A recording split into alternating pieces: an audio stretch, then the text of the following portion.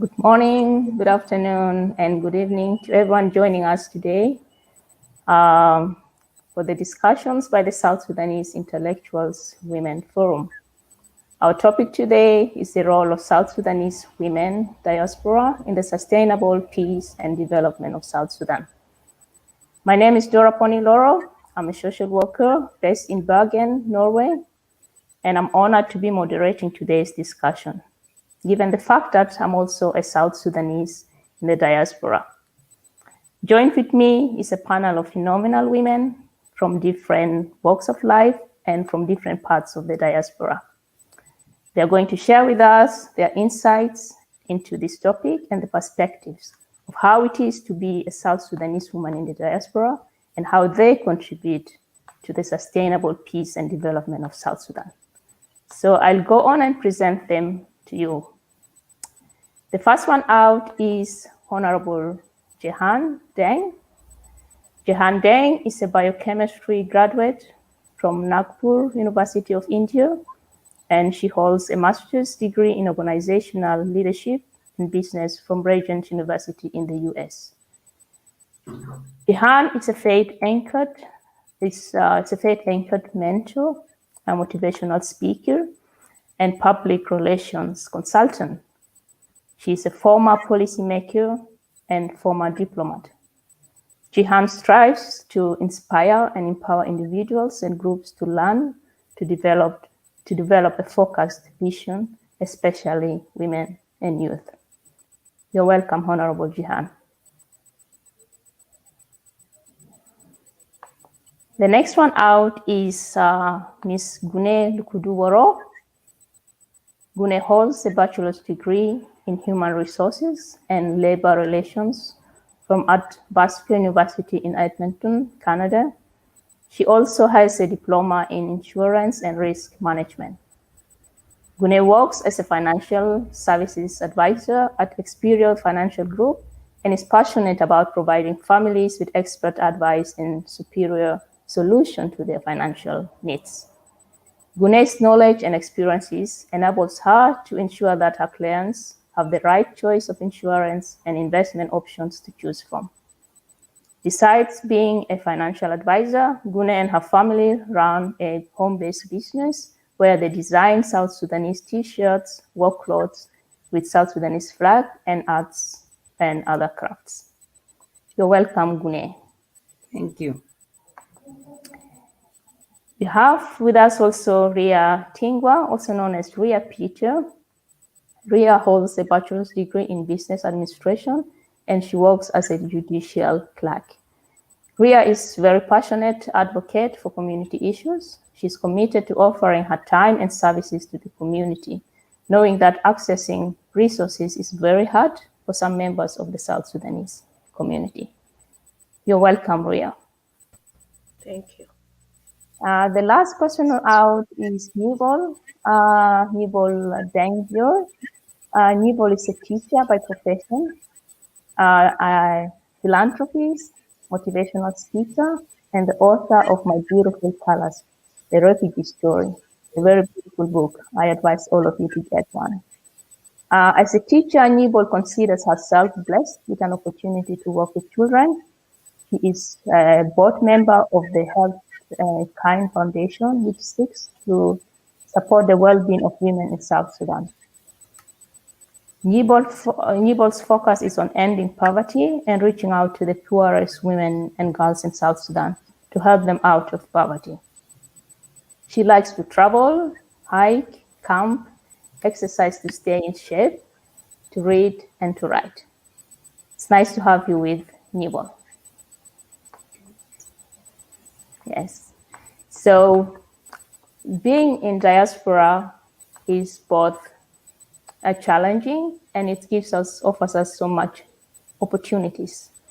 We are going to hear a lot about that from our panelists, but I'll just give you a brief introduction into the topic. Diasporas have often maintained links with their countries of origin, and they have leveraged the opportunities offered in their adopted countries to help families and friends back home. The South Sudanese diaspora represents a huge reservoir of human and financial capital. Despite our diverse, multifaceted, and multi-generational demographic spanning every continent and socio-economic status, we, the diaspora, have a great potential in contributing to South Sudan's socio-economic development. We support South Sudan in different ways, though sometimes we feel that our contribution is not being acknowledged. But through financial capital, intellectual capital, political capital, social capital, cultural capital, and time, we are contributing in the sustainable peace and development of our nation. Diaspora organizations are implementing innovative small-scale projects at a very low cost that are potentially replicable and scalable. We as the diaspora have unique characteristics and strengths. One of the strengths of diaspora organizations is their connection to the community, which ensures that projects that arise out of a need are identified at the grassroots level and are culturally appropriate, unlike some humanitarian organizations that come to our country, for instance. Because of these close connections that we, the diaspora, have, we have high levels of contextual knowledge and quality data and access to vulnerable populations. Now, diaspora are part of transnational networks. Our activities draw from and have impact on people in our country of origin, in the countries we live in, and on the rest of the diaspora around the world. These impacts include shifts of attitudes in areas, for instance, as gender relations, peace building, trust building among communities that are divided by conflicts. Now, Honorable Jihan, why should the diaspora women be concerned at all about the welfare and the state of affairs in South Sudan? Thank you so much. Greeting everybody from all different time zones around the globe, as South Sudanese Women Intellectual Forum is on a global platform. And thank you so much, Dora. One would say a couple of things before I answer your question. Today in the United States of America is a very special day as the US commemorates September 11, 2001 terrorist attack, which was horrific and has not just affected the US, as we all watch from our workplace or on TV as the two twin towers trembled on the ground in New York City.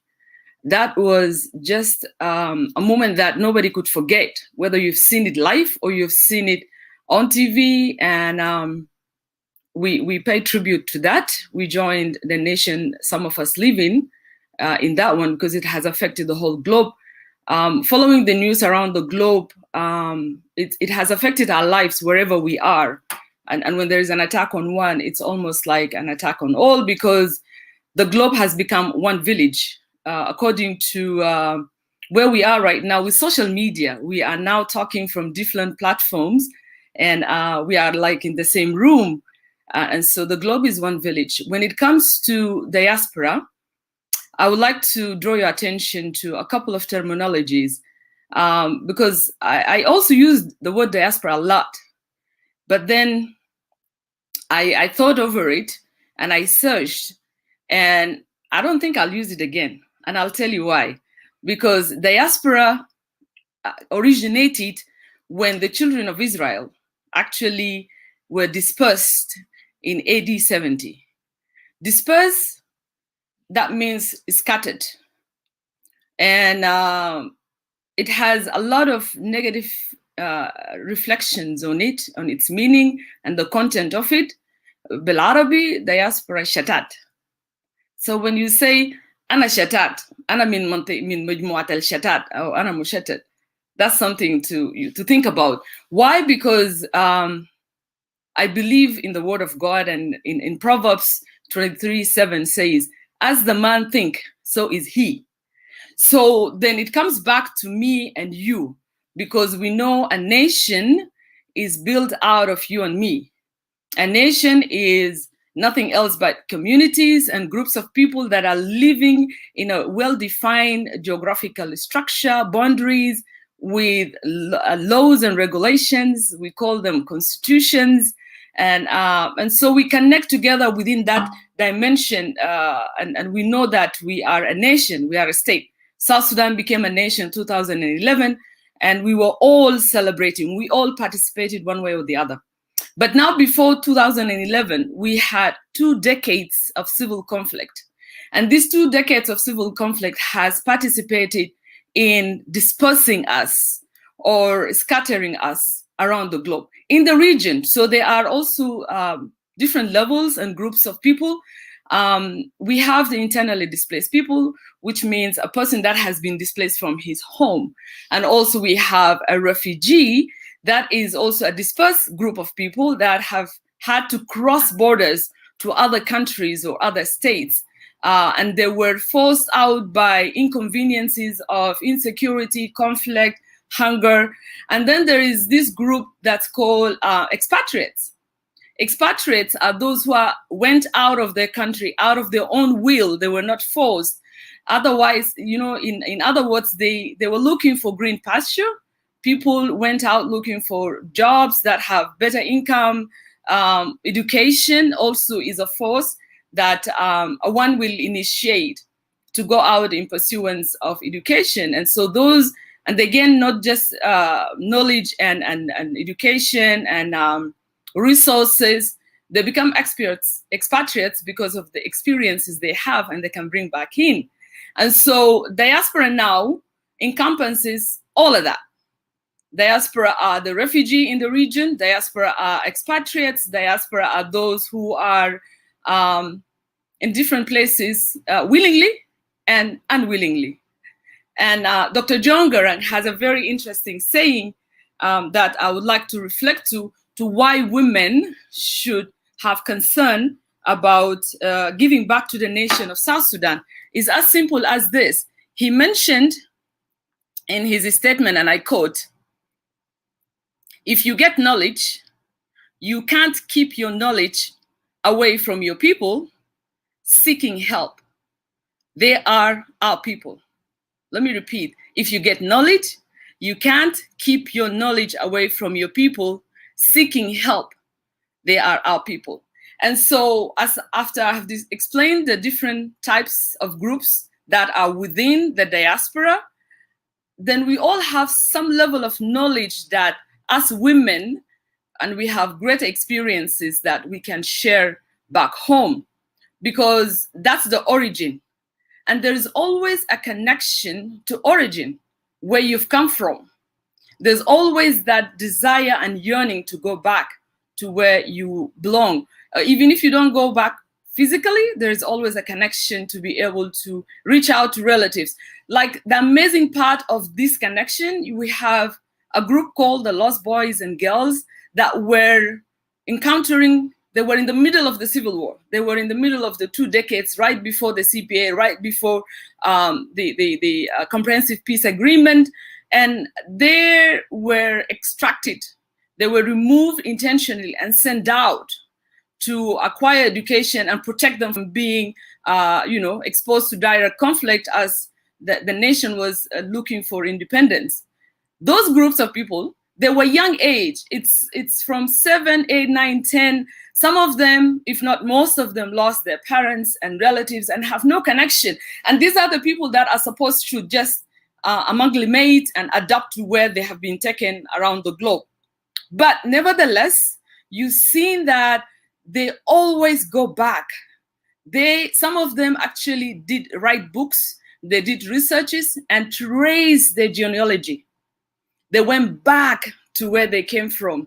Again, there is a story narrated in the Bible where Jesus and parents, they had to come back to account for the census that were taking place just right at the time when Jesus was being born and was about to be born in Jerusalem. So you see, these elements of connecting back to the origin has a lot to do with the social connection and social political connection, whether because you desire to know your origin as a person or you are part of the census. You want to be counted as part of that. So us as women, we've been part of the process of the liberation. We are part of the process of referendum that gave us the independence. We are part, and we played a big role, shoulder to shoulder, with our fathers, with our husbands, with our children, with our communities. And a woman is a sole foundation to community establishment, because a woman gets married, she has children, and that brings not from a family nucleus, you have it grows up to a community, to a society, to a nation. So there's no way you're going to exclude me from this process, because I'm part and parcel of it, if not a foundation to it. So let me stop here. But before I stop, let me give a shout out to South Sudanese Women in South Sudanese Intellectual Forum, South Sudanese Women Intellectual Forum, for a year and a half of a powerful vision that united women around the globe to remind us of our native, our origin, and also to give us a vision to lock hands together to participate back home. A couple of months ago, you celebrated Peace Award, and that is something so significant that I must applaud, because the award in sense it's given when somebody has done a good work, or it's also given to appreciate and applaud and kind of like, go for it, go for it. So as we know, the nation is going through a transitional period. We haven't yet settled. We haven't yet reached that peace dividend and ability for us to enjoy the fruits of independence. It's kind of like we are in between yes and no. But South Sudanese Women Intellectual Forum has created a platform that has really emphasized, highlighted the participation of women. So hats off to you. Yeah. Thank you so much, Honorable Jihan. Thank you for walking us through this important definition of what the diaspora is. And again, reminding us of the sole women as the sole foundation of the establishment of our communities. So thank you so much for that. We appreciate. This takes me to Gune. Why should the South Sudanese diaspora worry about South Sudan? Should the diaspora just ignore South Sudan and just continue to live in a normal life since they have everything in the diaspora? That's more of a myth. Yeah. Thank you, Dora. Thank you very much. This is a very good question, because somebody like myself and all of us who live in the diaspora, we all have a connection with home. That is where we come from, and that is where our spirits are. Like if you're telling your child a story, it always has to do with South Sudan, growing up and going to school and all these things. And and it is our duties as daughters of South Sudan, and it is our rights too, to be included in anything. And it's our duty also to worry about our own country. And what can we do as people in the diaspora? What can we do? All the good things that we see here, how can we take them and share them with our people back home? These are some of the things that make us worry. We have, and for me, I see all of us here as a vehicle for transferring resources, technology, and knowledge and ideas to South Sudan. And we also contribute to the economy and the social development. You create an idea like our sister Ria and even Honorable Jihan, they have been back home. You guys have seen, you have done something there. It is now our chance, we and others, and you people are also included, to come in and then push the vehicle so that we make a great difference. So with that being said, I have some points here that I would like to share. We could find ways and solutions to the best interest of ourselves and our people back home. We may want to improve the lives of people. I have been home, I have seen it. It really hurts me to see women sitting under trees on the ground. We went to the village, so the women were like, okay, the men should have seats to sit on the benches while the women sit on the ground under the trees. So, and I said to one of them, I said, what if I sit under the tree? They go like, no, ita biniata Medina. So there is no difference between Ana biniata Medina or my relatives in the village. So it is another thing that Anna Kaman we could either together as an how can we lift up those people. We in the diaspora community, we should form strong associations that are geared to help our country. So this is another point that we can all do that. We should also set up research bodies that can study our needs and what can we do so that we cannot waste efforts and time, because look at when our country came into being. It's the same age as my twins. My twins were born in 2011. So that is how I have this story of South Sudan. We need to have a link with non-governmental associations so that we can easily monitor our contributions. What can we do? How can we do this? If we did, I've been here, I'm going to be in Canada for 17 years. But what have I done back home? Nothing. And this is so shameful. And it's really painful because when people ask you, where are you from? Some people don't have that heart to say, I am from this country. Me, I am a proud South Sudanese from the day I was born until the day my life ends. I will always be a proud South Sudanese. And I taught my children the history of South Sudan, and they have to love their country. And we also have to say, in order to do that, how can we do that? All of us in the diaspora, we have to stay in touch.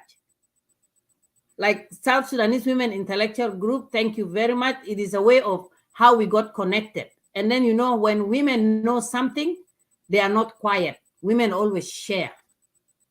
The good, the bad, and the ugly, women always share.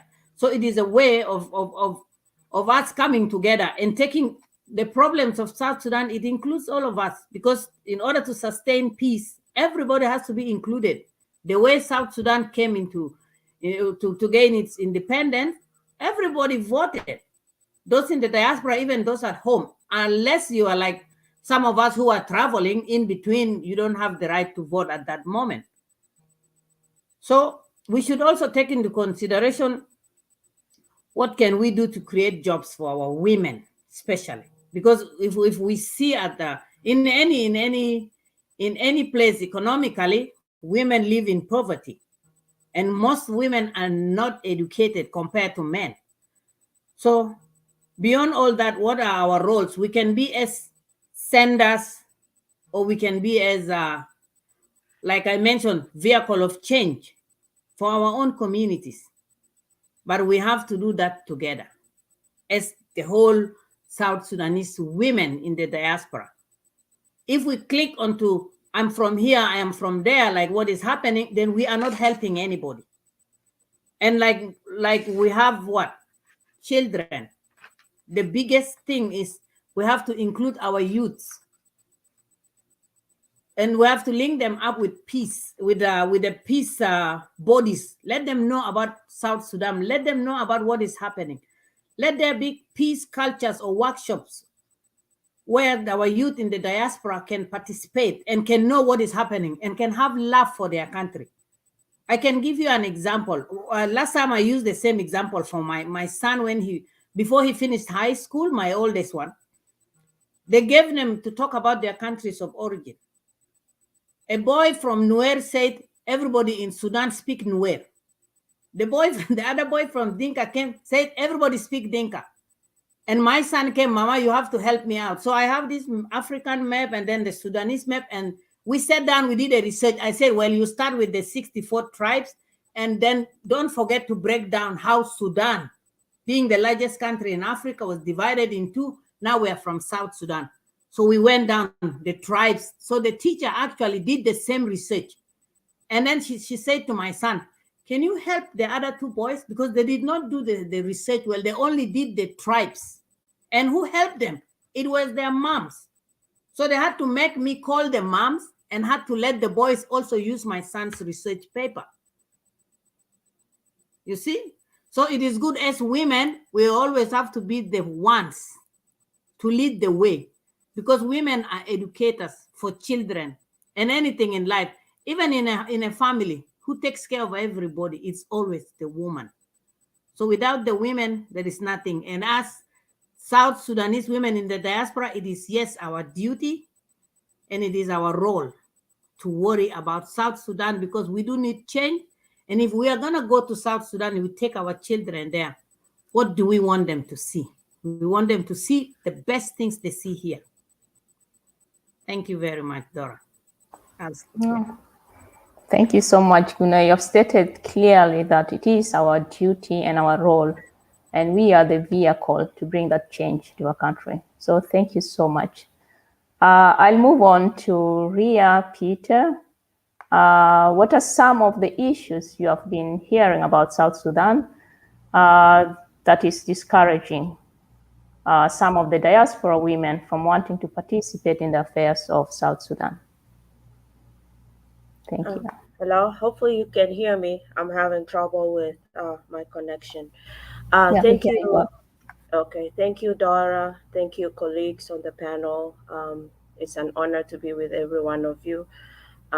We might have come from different walks of life, but what we share together is that we are women and we are women of South Sudan. And I have always thought we are the most resilient women on earth. And I'm glad to be here on this forum.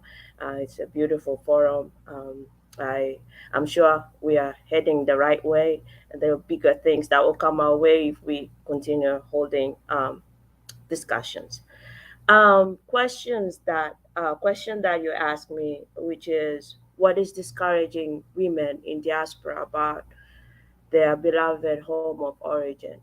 Well, first of all, as diaspora, we've always have connection. I think my former colleagues, Jihan mentioned it, and even Gune, we have connections back home. We have, if we're here in diaspora, we are not all here as family. We are still here like individuals, you know. Our moms will still be there, our brothers are still there. So if we like it or not, we still have a connection. So we are in this diaspora, but our hearts are still out there. So what is discouraging about being home at this hour, at this time to help participate, is that we don't hear good things from home. We hear about violence, we hear about poverty, we hear about um, education, health crisis. And those are things that are of importance for a woman because um, the truth is, all the women in diaspora, most, I'm not a mother, but most of the women in diaspora are mothers, you know, and you have children, and as a mother you're always thinking of the best for your kids. So if I were to be uprooted from here and if I wanted to go back home, I want to see that my kids will be taken care of, they will be in school, they will be safe, they will have access to healthcare.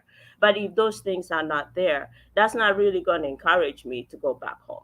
So the violence in the country has really with all the hopes that we had about the country, there's like many people scattered all over the country, many in refugees camp, and mostly are women and children, you know, who are really going through all these tough times. And that I don't think anyone will want to go home and just be part of that. And you know, it's the same reason why you're in diaspora. If you go back home, you'll still be scattered and you'll not enjoy it. School, of course, I mentioned earlier, most of our kids are not going to school, and not that they don't want to. Maybe there are no provision of schools in those areas, and if they're in schools, there are no adequate trainers or teachers. People are volunteers, and the salaries are not coming on time. So no commitment. Your child will be going there, and they're wasting their years, and that you don't want that. We want a future for our kids, we want a future for the country, and if the kids are going to be the future, we want to educate them, you know. And if those opportunities are not there, we're not going to be really moving there. Healthcare, of course, that is the biggest thing. Healthcare is very the core of everything in a country. We live in tropical areas where we have a lot of those common illness. I was there and I witnessed mere diseases that wouldn't even kill, but you take your kids there. I even know family members that went from here, some of them friends, who went there just to visit and just lost their kids right at their visit. And it's very saddening and disheartening at the same time. Why can they not be cured? Is it because we don't have doctors? No, we do. And if we do, is it enough for everybody? It's not. The doctors might be there, but the facilities are not really good. So those are the little things that really would not make one move over there at this time. And lastly is the economy. I mean, you cannot, we cannot all be employed at the offices. We cannot all work with NGOs. You might need to start a business. Are you gonna be having access to credit? As women, it's really hard. I witnessed it, and I'm sure my colleague Honorable Jehan can attest to it. I worked at a bank. I mean, you have all the qualification, you have the ideas, but they're just too much rules that just holds you back. If it's not customary, it's just not there.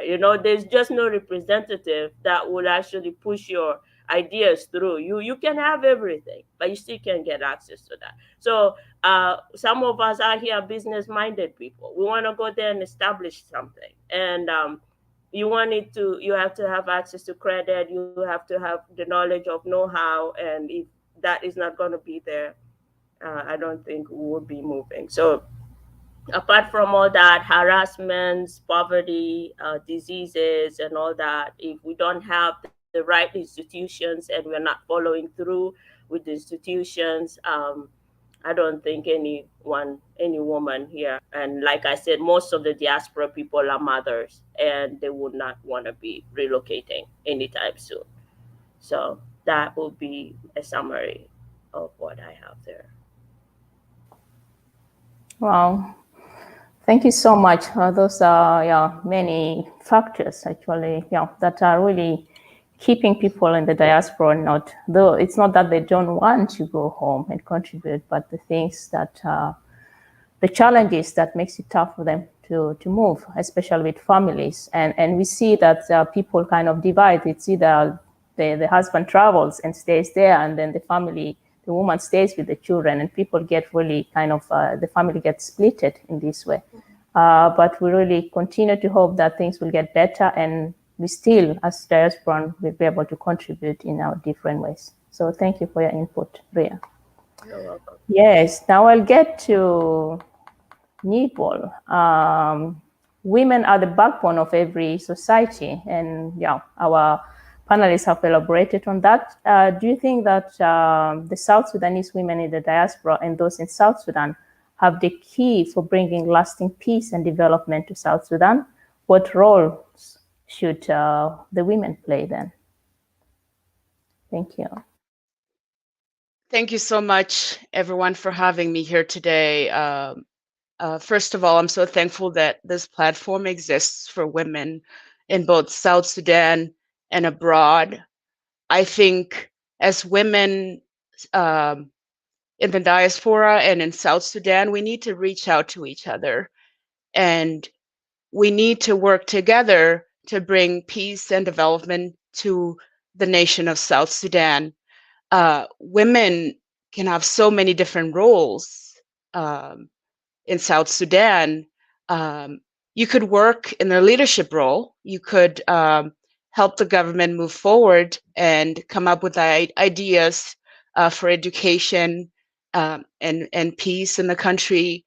We have to think about the problems on the land there in South Sudan. I think the last time I was there, many people asked me, what did you bring here? What are you going to do for South Sudan? And honestly, I did not have an answer. I was the one with the questions, actually. I wanted to know how I could help our country develop as a citizen living in the United States. By all means, I feel obligated to return home and to help end poverty among women and girls. Currently, I am working with HealthKind Foundation, which looks at some of the struggles that the women are going through. There was a recent flood in South Sudan that has basically forced people out of the villages, and they're having to return to the refugee camps. I keep hearing of women giving birth under trees, and you know, people being bitten by snake bites, all these horrible, horrible things. And it's our duty as a community to come together and intervene on the behalf of those women and girls. You know, you can only imagine what they're going through not having simple resources, basic human needs, you know, that they need to be able to give a natural birth without having to struggle. Right now, the Health Kind Foundation is looking to get to the ground tents and mosquito nets. We are trying to raise money to buy these things that the women need in the region that has been affected by the flood. I have had so many nightmares about how I need to be a part of the development, and particularly for women and girls. Getting malnourished girls the food that they need, getting the women the jobs that they need to be able to provide for their families. All of those are really important things. And if we work together, I believe that so much can get done.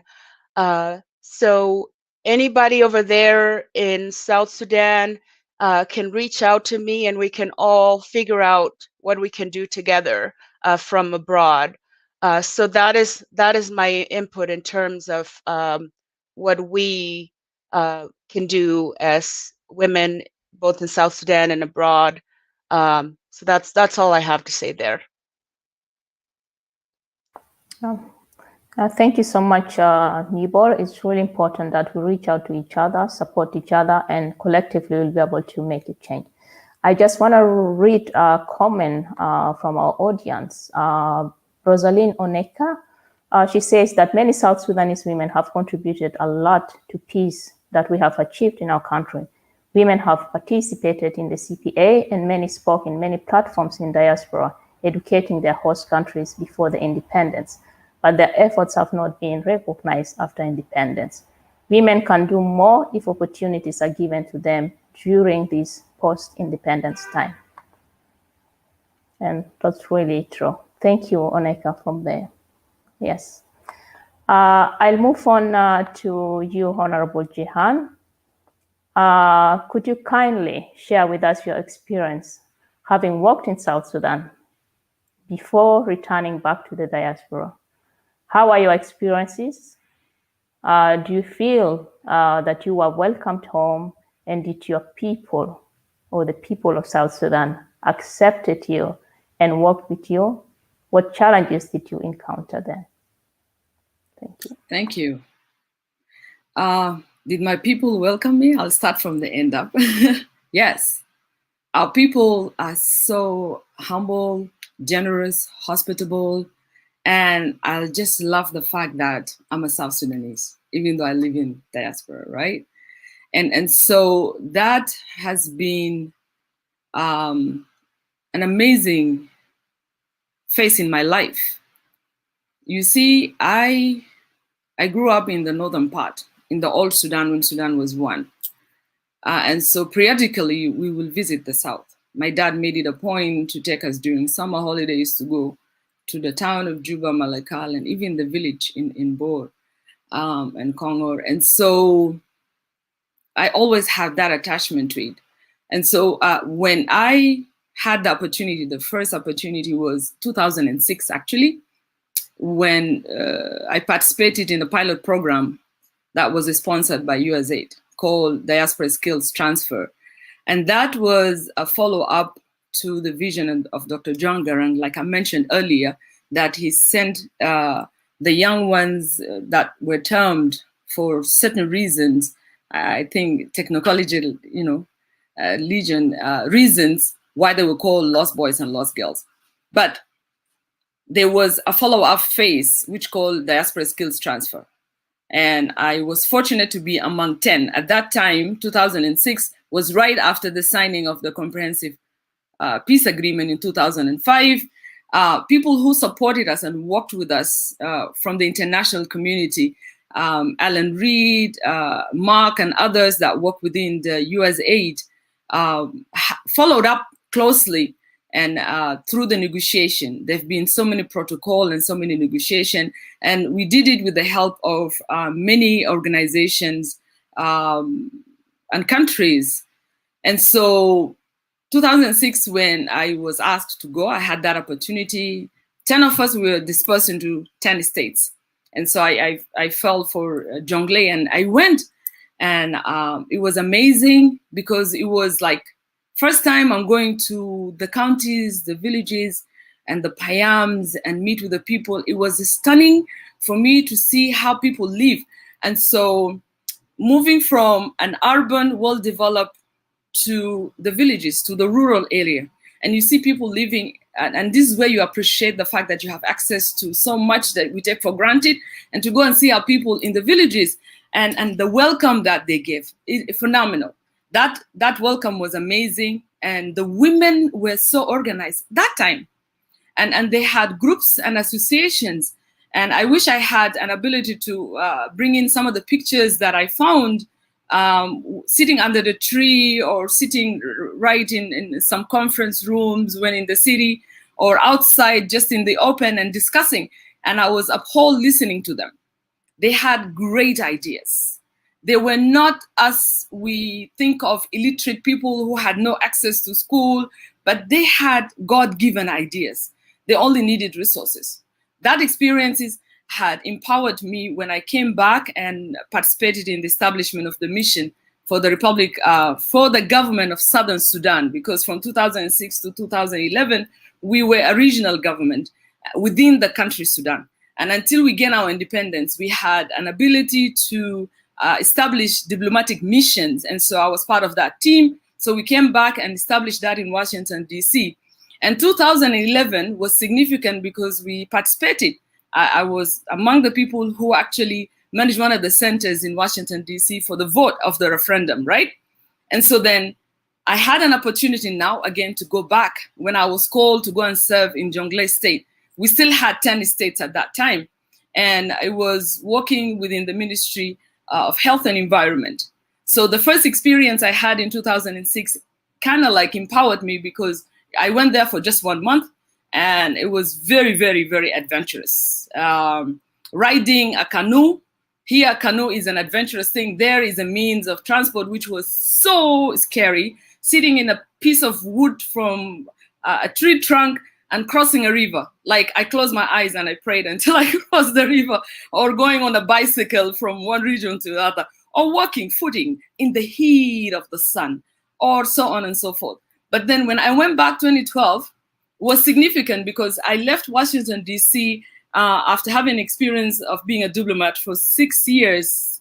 And then at that time, when I was called to go, the World Bank actually did give a lump sum for the first time of a couple of millions to support the Ministry of Health in the greater Upper Nile, which was Upper Nile and Jonglei State.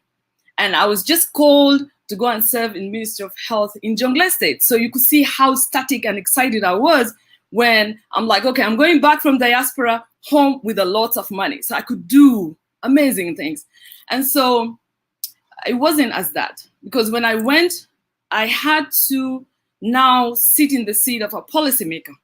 I had to now understand what it means to be a public servant, and at the same time have that hierarchy. You know, like it's really very tough position to be in, because the expectation of the people that are in need, you know, our people are in need, and they have high expectation because they're understanding that the government is the only resource of income and support and so on and so forth. So when you come as one of them in that high position, and as a woman, they know women are compassionate, right? So you've seen the demand was so overwhelming. But the most challenging thing for me was the structure itself, the institutions, and being able to maneuver and adjust, and even how do you take these policies and practically deliver them? How do you make the written policies, like, for example, do you all know that 2011, when we raised our flag, there was a South Sudanese development plan to develop the country? And it had two phases, 2011 to 2013, and then 2013 to 2040. And you look at this huge document that broke down, and by the way, the movement had also a vision of development, the resources and development of human beings. And so when I went back there and started to see how can we utilize the resources that were just given to us by the World Bank, there was an issue of bureaucratic system. So you really don't have access to it. It has to go through programs. And those programs has to be implemented by people. And when I looked around, I was shocked because we had vacuums of human resources. There was a big challenge on how do you implement a campaign as simple as even a malaria campaign, or how do you help women understand the importance of following up on during pregnancy, and then even if you are pregnant and you have other sicknesses like malaria or HIV, how do you handle that? How do you protect yourself? And how do you treat citizens within that region of Jonglei, which was the biggest region at that time with 11 counties, and you have a big number of doctors and nothing else. Health sectors, as many of us who are in the health sectors will know, you've got to have different departments. You have to have the mid-health cadres, the nurses, the clinicians, you have to have the midwifery was very important, and we lack that. And so one of the things that was for me to shift my thinking from, okay, I have the policies, let's implement them, to how do we implement them? And that led into being able to cooperate with other organizations that were with me, like the World Health Organization and the World Bank. And there were other groups of very interesting, they are my friends right now, all the way from India, came and joined me in the state of Jonglei to establish a health institute for training of nurses, midwifery, and clinical officers. And it took us 2 years during the time that I spent in Jonglei to really hustle and establish that institution. And I'm so grateful that they are still there. They are still operating, even after 2013 and 2016. They kind of like stopped for a minute and came back, and we have a great number of graduates that are well equipped and now are supporting the health sector. Challenges continue to be there, but still, it's kind of like my initiative was identifying the problem and trying to find a solution for it. I love to be solution oriented and looking to how do I connect the dots. And that helped me to go to the counties and the villages, and stunningly, the diaspora has been building structures. I found an amazing number of clinics, schools, chapels, or small churches that were built by resources from the diaspora, all the way out there in the villages and the counties. And those are the communities here in the diaspora, whether they are within just women groups, and I've seen some of them doing that, and going back and building those structures. And so when we started training the health cadres so then they can manage those or support those ones and channel and oversee the organization that are already operating on the ground. So they've been, it's been a very challenging season for me, but I loved it because I was contributing. There was a direct contribution. There was also an indirect contribution.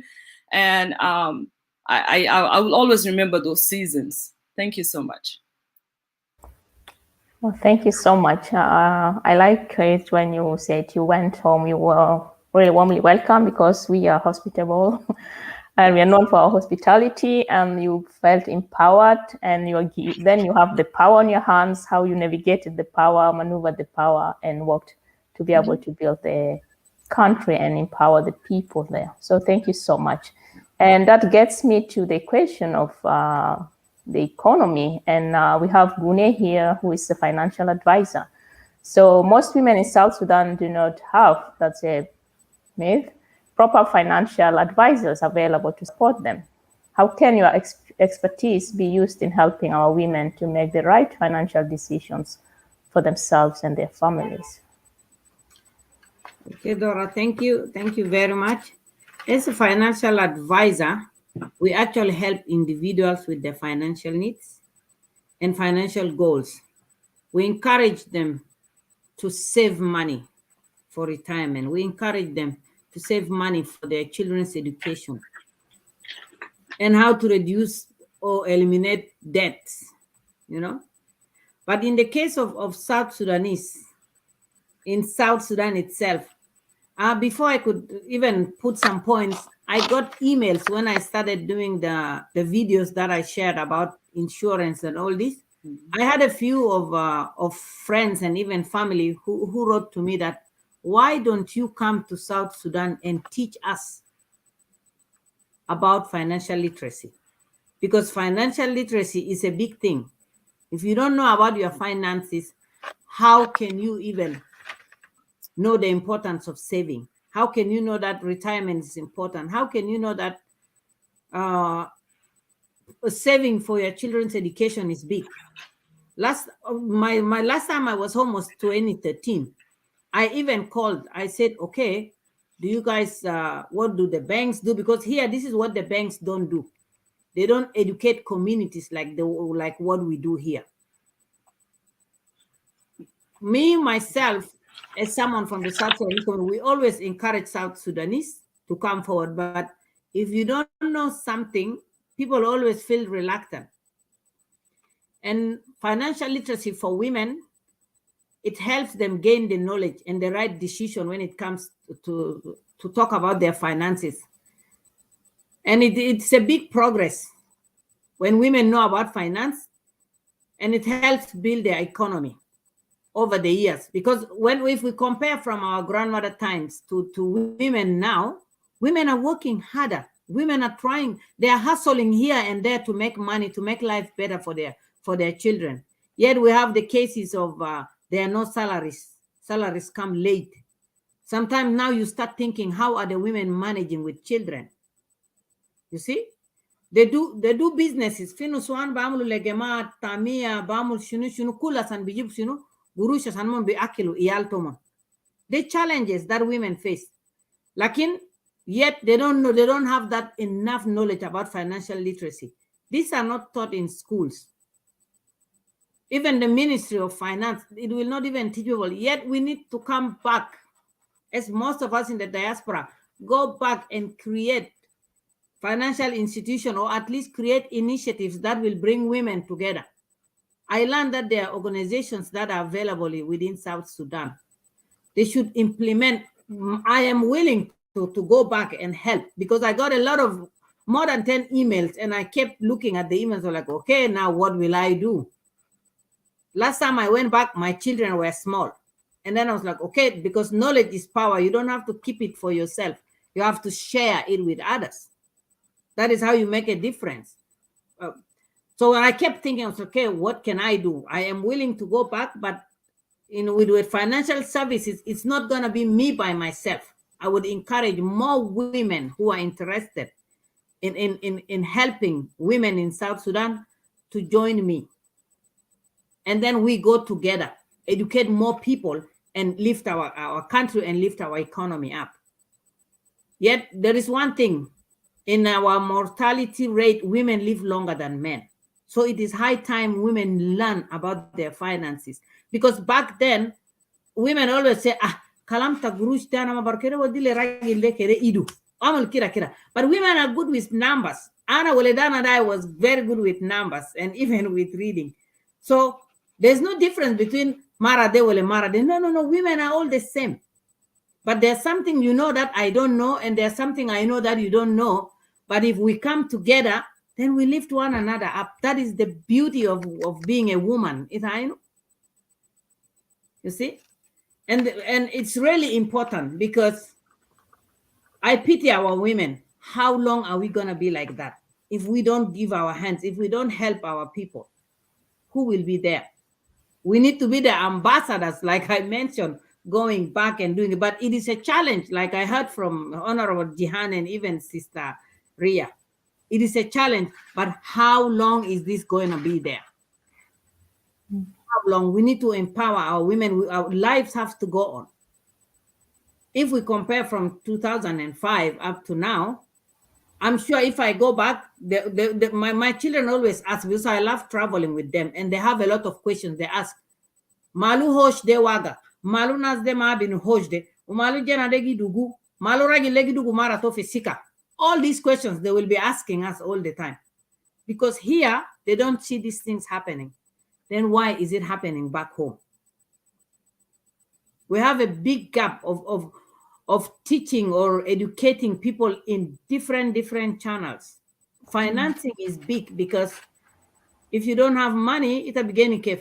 Ita bitala mojunun doru fi share algi hasila na fi juba na. You know all these challenges that is happening with people in Juba. And then when women are empowered, they know how to put money away for their future goals. And if a woman has something saved for her children, you know how excited you become. You think like, okay, kalas iyal tay bakulu welana bag der for school fees, tomon mumbra fi medersa, they have lunch. And you know all these small things that make people worry. You pay your expenses, you are happy because you know the only way to reach your financial freedom is knowing about your finance. And when you know where your money is going, how your money is coming, it makes you proud and it makes you like, okay, I'm doing something amazing. And another thing people have to know about the financial market. Even I went to Juba last time, I tried to know what is happening. If I want to do investment, what will I do? Because investing is like gold, and you are building a financial security. But again, if you don't know how the markets run, how are you going to invest? You can't invest anything. You can't do anything. And then you sit there. There's all alkalat. Itamsuku ida taki zede tabe kama baarafita baamushun. Nasma kalaguzere. Insande kalagua san baamulo. Haja quest le community to le nefsa to le family le jeran. Asa nagi geni ini de. Ainu bunuk degi fata sakam. Fi businesses girwa. Women are doing a lot of things. But when we go home, nabezga inu nuswanta nabezgi genze. And another thing is our youth.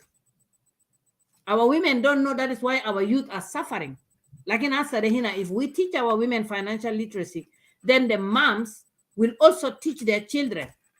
And then there will be great things that will encourage, as a teenagers here. Why do they encourage the teenagers to work part-time? It's teaching them the value of money. It's teaching them the value of saving. It's teaching them a lot of things. We need to do that for our women because those of us in the diaspora, who is going to do it? Nobody will do it. And it's still pending because as long as we see that country like that, yeah, there are challenges. Sometimes you get upset because you see people are displaced, people are this and that. But things will get better. And we're looking for that one. Until we are tired, if women don't come up, there will be no everlasting peace. So thank you, Dora. Yeah. Thank you so much, Gune. Yes, financial literacy is very important. We need to empower each other. And yeah, anyone out there trying to start a financial literacy something, take contact with Gune. You'll find her on Facebook. And yeah, let's start up something important. Thank you so much. I go to you, Ria. Why do you think it is important for the diaspora community to participate in the peace building of South Sudan? Do you think the diaspora women should move back home and help with the reconstruction of the country? Why and why not? You have tried that yourself, so we'd love to hear that. Thank you. Thank you again, Dora. Why should women move? First, why should we be part of the peace building? Of course, when we talk about peace building, it comprises a lot of things. But let's just stick to one that I'm just gonna focus on. I'll go by my personal story.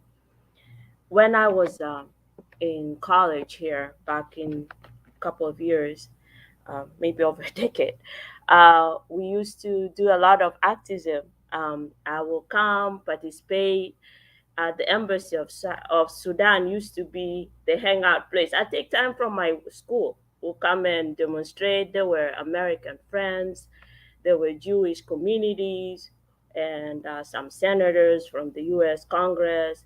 I got to meet a lot of like big name people by then, and they were advocating for our rights. Why were they doing that? It's because the plight of our people. You know, we want to live in a peaceful environment. We want to have everything everybody's enjoying. The fact that everybody here is living happy, we want to have the same. So I started being part of that, and I grew from there. I learned a lot. So why should we participate as women? I will say living in diaspora. I don't know about you all, but I'm sure we all have the same thing. You should do something about peace building in our. I mean, something about building peace in our home. Because telephone albidugube bilel galazu guruze will go away. Because those things are giving us sleepless nights. You know, you can even just answer the phone hello. The first thing is Vishuna has it, Munayan, Munumutu, you know. But if there is peace there, you know, they can do the few, you know, they can have their jobs, they can have their visit the hospitals. You can only cater for little things that really need your attention. And as women as well, I want to also say I'm not against men here, but I've also realized the majority of people who are remitting money back home to help family lately are mostly women. You know, most of us women here were the ones, you know, every little thing you do over time, you want to send little money to your family upkeep. We're the ones doing that. If we want that country to become peaceful and people should live happy, we need to participate in it. How are we going to participate in it? Well, there's a lot of avenues. You don't have to be in the government to actually do it. Start little, you know, do things according to your efforts that you can bring in. You find other friends, sisters that you can put things. We can put resources because that's what we can do. We can do resources. We can the gomashata lini, we have extra gomashadini. We can put our gomashadel and put it in one of those things, ship it back home. It can help poor people that are there. We can also do that. We can go and educate them like what Gune is advocating. Why not? You go and teach them literacy, financial literacy. It's very important. You know, we can do all of that. Why should we not participate? There is no reason why we shouldn't participate. We should participate. We women are the same stakeholders in that country. Despite again your belly, again when you are part of that country, you need to be doing something. If you're outside or inside, you need to be doing something. We shouldn't only be talking about it as in my community. What I always hear is kalamta bele dagde rojalia, you know, it's something for men. You know, when you bring issues that South Sudan, you're talking about politics, what went wrong. You see women disappearing to go to the kitchen area and Abraham shy. You know, instead of sitting down there, listen, you know, you have to listen to it, see where you will fit. You know, we're gonna be the advocates. We're gonna be the one mobilizing resources. I think we've done enough of that during the CPA. Without CPA, I used to be everywhere. You know, I like to be the voice out there.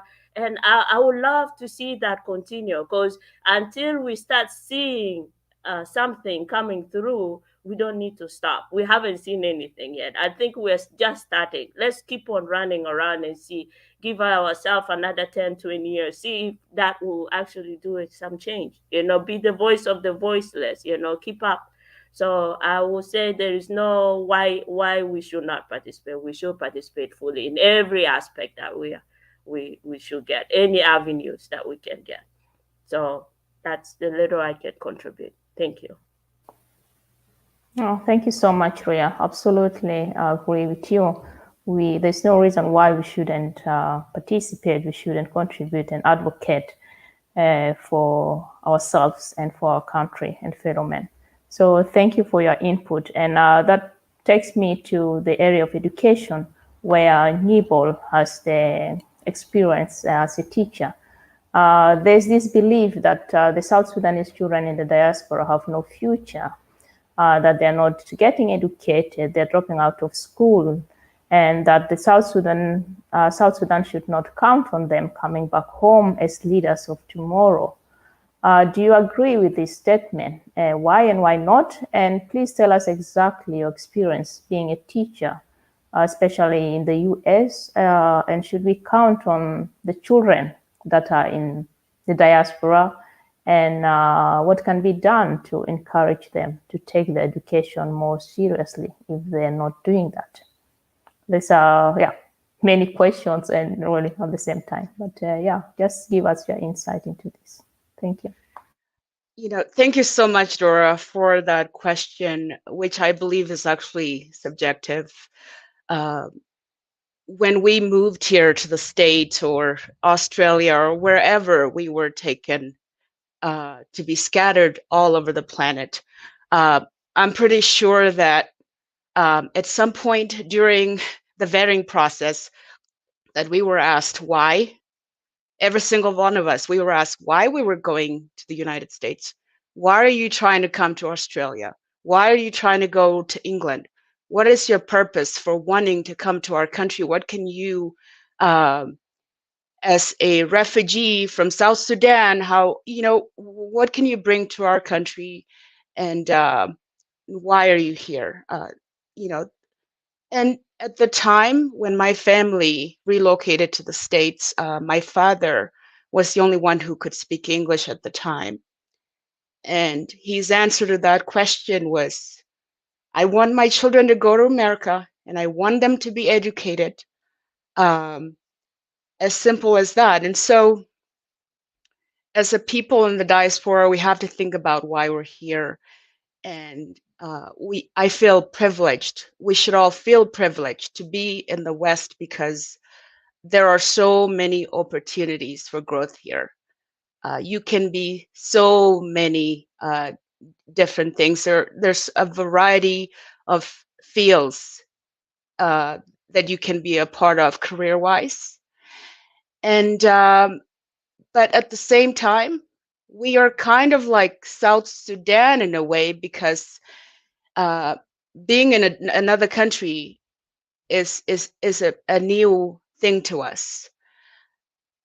We are faced with the challenge of cultural transformation, where we have our South Sudanese culture, but at the same time, we have kids who were born here that are trying to be a part of the American culture as well.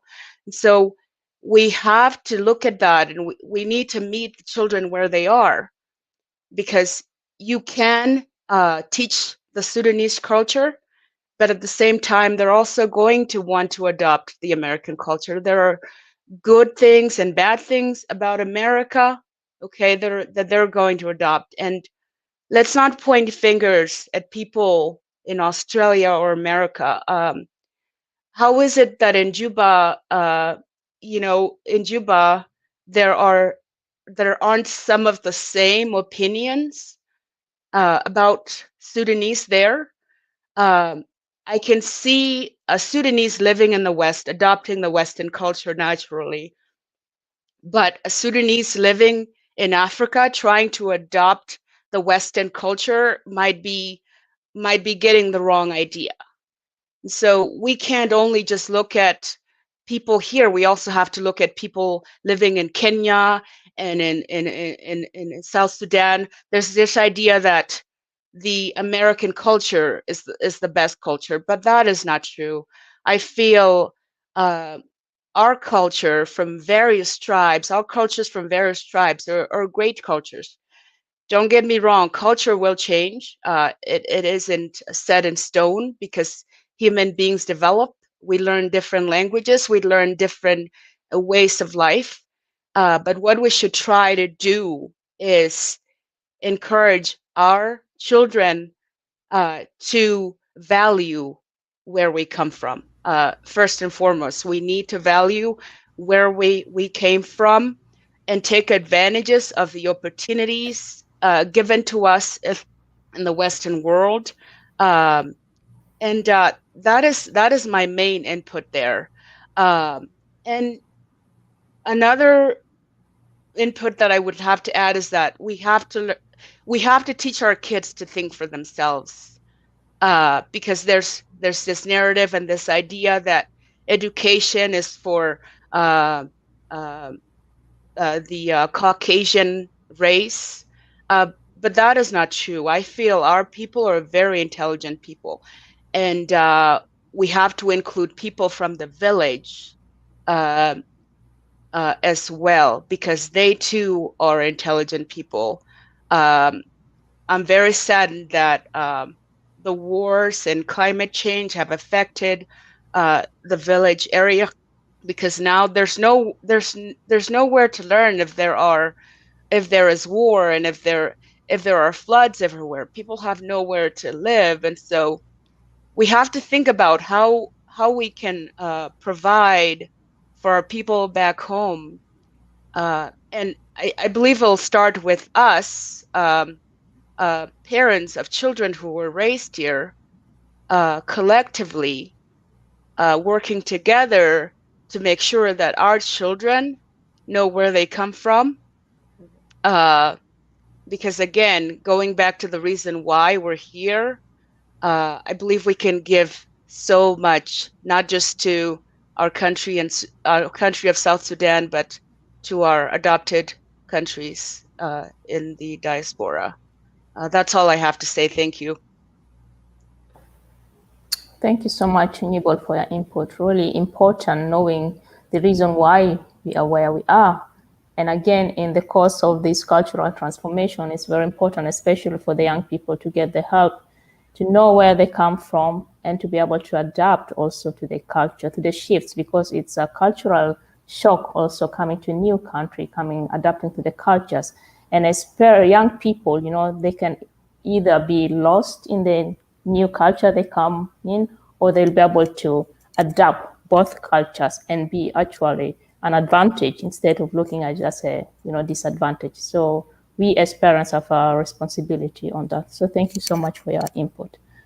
I'll move on further, and I'll start again with you, Jihan, going to the third question on what role can the women of South Sudan in the diaspora play in the economic, social, and political affairs of South Sudan? You might have touched a little bit on that, but yeah, you have more, I guess. Thank you. For the sake of time, I'll just make a few remarks. Basically, I want to refer back to what my sister Ria said earlier in terms of the activities that we've done from a political perspective as activists. And so, yes, I joined her in some of the demonstration we've done, because before independence, we actually did a lot of work as students, and as a community, we were united. And that's very interesting that people will travel from different cities and come and join us, and we do the rally, whether in front of the Sudan embassy in Washington or New York. And that was including Abyei, by the way. Abyei area was an area that we always, we never forgot about it before independence and until now, where we held a lot of demonstrations saying Abyei is part of South Sudan, and we still say that Abyei is part of South Sudan and must be recognized as such because of the people of South Sudan are from there. When it comes to, again, the role, we are already, what I realized is that the time when I was in South Sudan, I had little comprehension or even attention to the negativity that is I see now. When you are within, there were challenges. We had challenges of infrastructure, challenges of communication, challenges of being able to make ourselves understand each other. And of course, the greatest challenge was like what one of you mentioned earlier. You ran away when things were difficult, and you came back when things are still kind of rolling up and down. But when you are in the circumstances and you're busy trying to build or trying to teach, like Nubol was saying, or Gune, who went there for a period of time, you find yourself, you're busy. And so that's one of the things that I can encourage people to focus on. Get yourself busy, do something. But in order for us to participate as diaspora, right? Coming back to that question, how do I say, let's learn about finances or social encouragement, social connection, or education, or businesses? There is a big gap that we need to fill in, which is the peace element. Peace is very important in South Sudan in order. And why is it so important?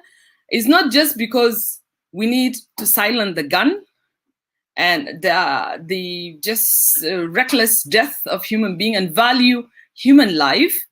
We also need to be able to have an ability to treat trauma.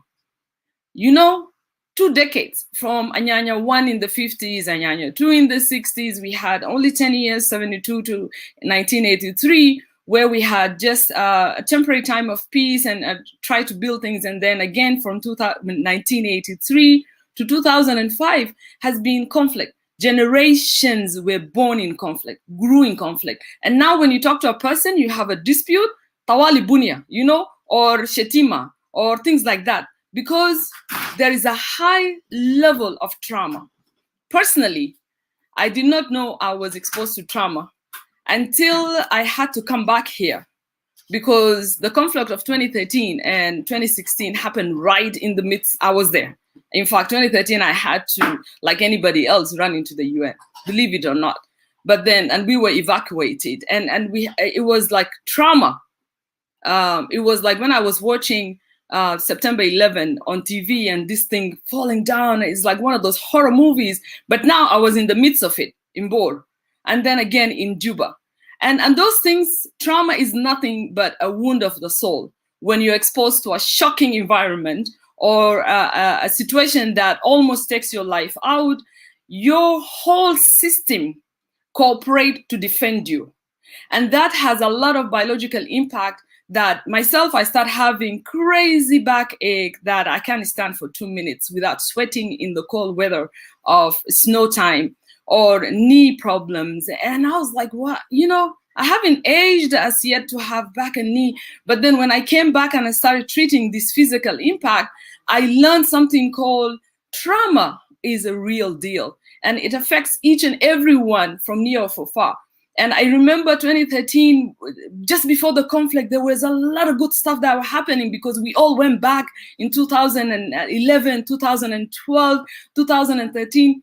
Diaspora went back. Everybody from the refugee camps, from Sudan, repatriation of refugees. We've seen a big number of refugees coming in from all over the world. People were just moving, packing and going in. And they left their thing and they're like, we're going home. We need to be part. The international community was excited and wanted to be part of a new nation being born. It's not a frequent thing. It's not a usual phenomenal thing for a nation to be born. And that happened 2011. Everybody from a citizen to a foreigner was excited to see that flag raised up and wanted to participate. And we know those people who knew the natural resources we had, everybody wanted to be able to build, to construct, to develop, to be rich. And incidents happened, and that trauma awakened the trauma that happened before. And you see, suddenly people were coming to attend Christmas and they found themselves running into hidings, or just being evacuated by where they came from, because we had a dual citizenship. And by the way, dual citizenship is nothing that we in the diaspora has adopted. It is there in the constitution, the transitional constitution of the Republic of South Sudan, mandated, and I believe in Article 45, you can have a dual citizenship. And it was actually to accommodate those who were left in the Sudan, because we were one country before we seceded to be our own. And so there was a need to come up with a protocol which was adopted by the transitional constitution to be part of the two countries, if you wish to. And that happened here in the US and Canada and other places, that you can do dual citizenship and you can, adopt those cultures, the countries where you are in. And so participation of women politically, we've been doing it. We are still doing it. Even this forum itself, it's a big evidence that we are participating, because knowledge is power. Knowledge is power. And so when I share my knowledge about finances like Gune was doing, or education like my teacher Nibol is doing, or experiences of Ria, whether here in diaspora or outside, we are educating each other to know. We are connecting, educating. What we need now, the next thing is not just to contribute, but to link our efforts, because there's zillions of efforts that are happening. Economically, do you know that diaspora participated in improving the GDP of Kenya and Uganda by the transactions that we do? The money that we send, 50 here, 1,000 there, 10,000 there, and it goes through these foreign financial institutions and filter through by the time it reaches our people. And those, we need to be able to empower our institutions so we can see the evidence of it. I mentioned that when you are inside busy, you are in a certain location, and you don't pay attention to what's happening, you really don't know the negativity that's happening. When we come outside, we can see the things that are missing, the misuse or the corruption or the lack of human rights and so on and so forth, because we are now sitting as observing. So then maybe we can change, instead of blaming and complaining that our nation is this and that and the other, to have an outlook from top bottom. We look from up and inside at the same time. Who we are as citizens of South Sudan. Knowing our constitution is a responsibility. That is the only way that we can participate in peace building and development. Because if you don't know your rights, how would you know your duties? And if you don't know your duties, how would you know what are your benefits that you want to have? We have to stop assuming, and let us actually get to the nitty-gritty part of it and look into how do we repair the foundation? How can we heal in order to recognize? And I started by recognizing this forum intentionally because the forum has done wonderful things. And so let's start recognizing the good stuff that are happening on the ground. Yes, we know the negative things, and we can actually come up with plans, and there are efforts. I'm telling you, a lot of youth and women are generating jobs. There is even temp agencies that will take CVs and share with the agencies that are looking for employment. A lot is happening. So perhaps if we change our approach, start appreciating not just each other, appreciating the existing structure, and then bring it to a place where it can be beneficiary to everybody, then we can also encourage one another to be at peace with one another. And then even having the peace dividends can only be done when we have operational organization and institutions. And so the question is like, why are our institutions not operations when we still have a transitional constitution? Can we move it to be a permanent constitution? You and me has to make sure that we come out from transition. Let's get permanent. Let's get structures that are permanent. Let's come out from tent and tukuls and start building structures that are beautiful. And that applies to every sector of our life. And I think I should stop here. But we are doing great, and we have gaps. And let's nail down a permanent constitution. Then everything else will fall in place. Thank you. Thank you so much. We need one whole session with you alone, Honorable Jihan. But you have really raised up so many important issues here. And I think the generational trauma is really affecting all of us. And this is something we need to work with to be able to be at peace with each other. And from there, we'll be able to build up our nation and live in peace with each other. So we have a lot to do. We are there. Talking about it is one step, and then practically working towards that is another one. So thank you so much. I appreciate that.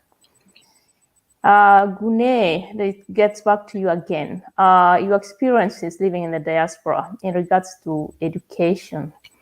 There's this belief that the diaspora community are suffering. There's no education, and that, yes, they're living on welfare. People are not working. These are statements that we keep hearing. Some of them are true and some not. So tell us about your experiences there, and what can you tell us about those people undermining the diaspora community? Okay, thank you very much. You know, anywhere you go in life, there are challenges and there are opportunities. Same thing like when we moved from Juba to Khartoum, or from Khartoum to Juba, there were challenges. let me put it this way. Ana gora wonu sude be Arabi Juba le ana isim shinune. Nal jaini de ana bikelim tangot rabuna kuta na gara English de mimi anna fi Sudan.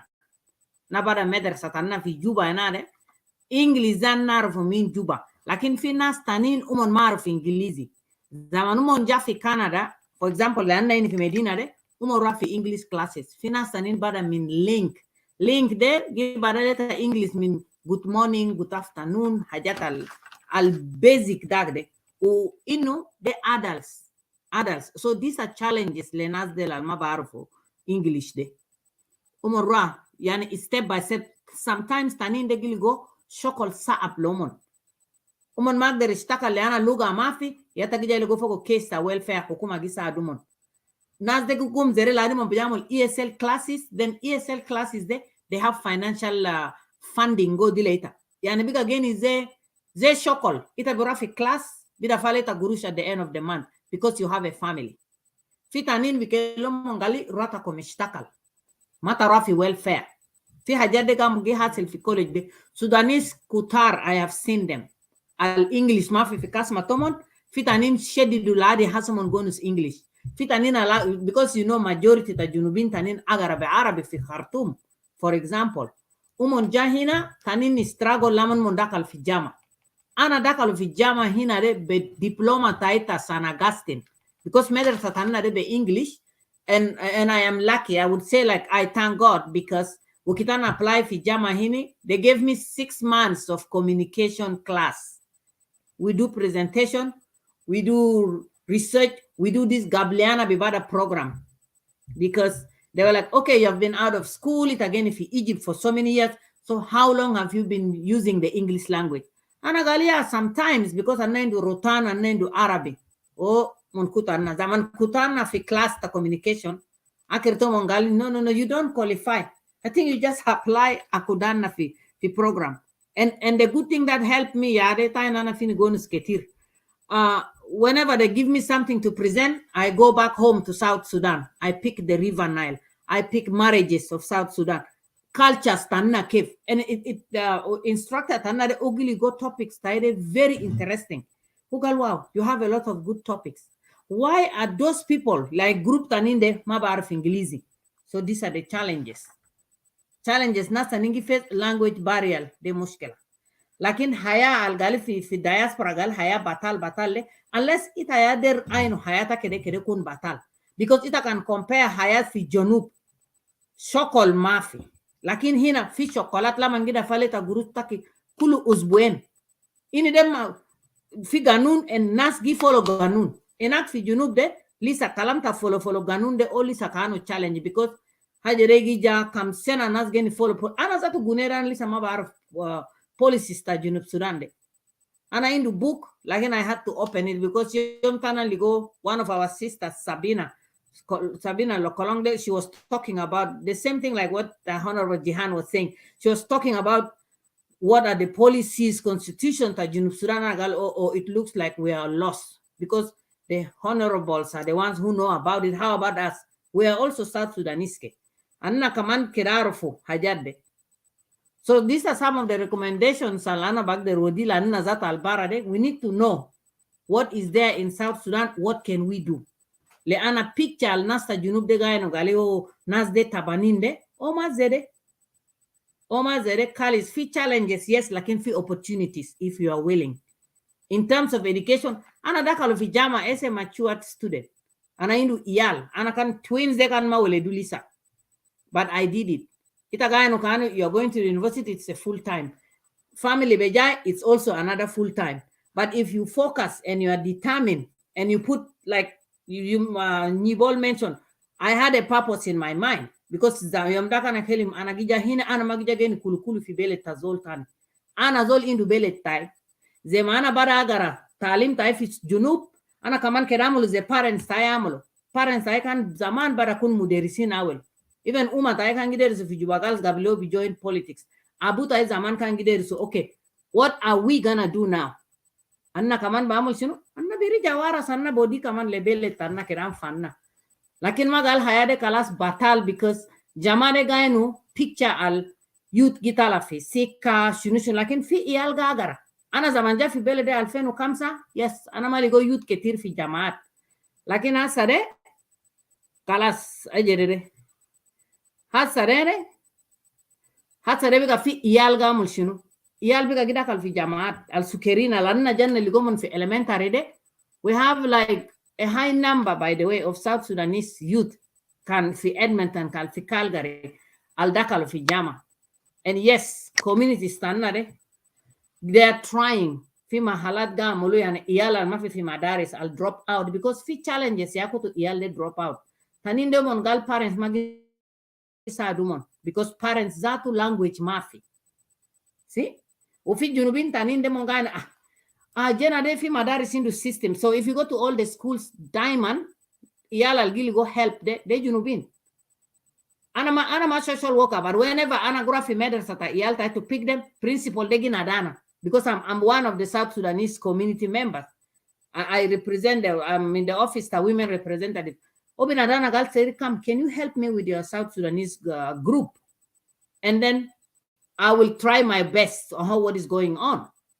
They mabagara quiz de magamuluzere and then I go to their house ana gira ladi fi biude asan bonus uma hatta gija logo marathon de gonu so arabi ta Khartoum English math ana gal why don't you learn ya nenne de bonus ma mara de ladi mara de jara fi fesil leli ano kelim gal de daya zaman ana gal talim ma daya zaman ita bistefit so anna indu mushkila kabir fi youth we have it is like 50-50 fi al gagara, fi al magi drop al der common copy role models because we need role models. Kan role models mafi nas ma baamolo. Zaman anna ja al fenu kam sare na maga inu iyal tanna ta Sudanese de kan fi high school.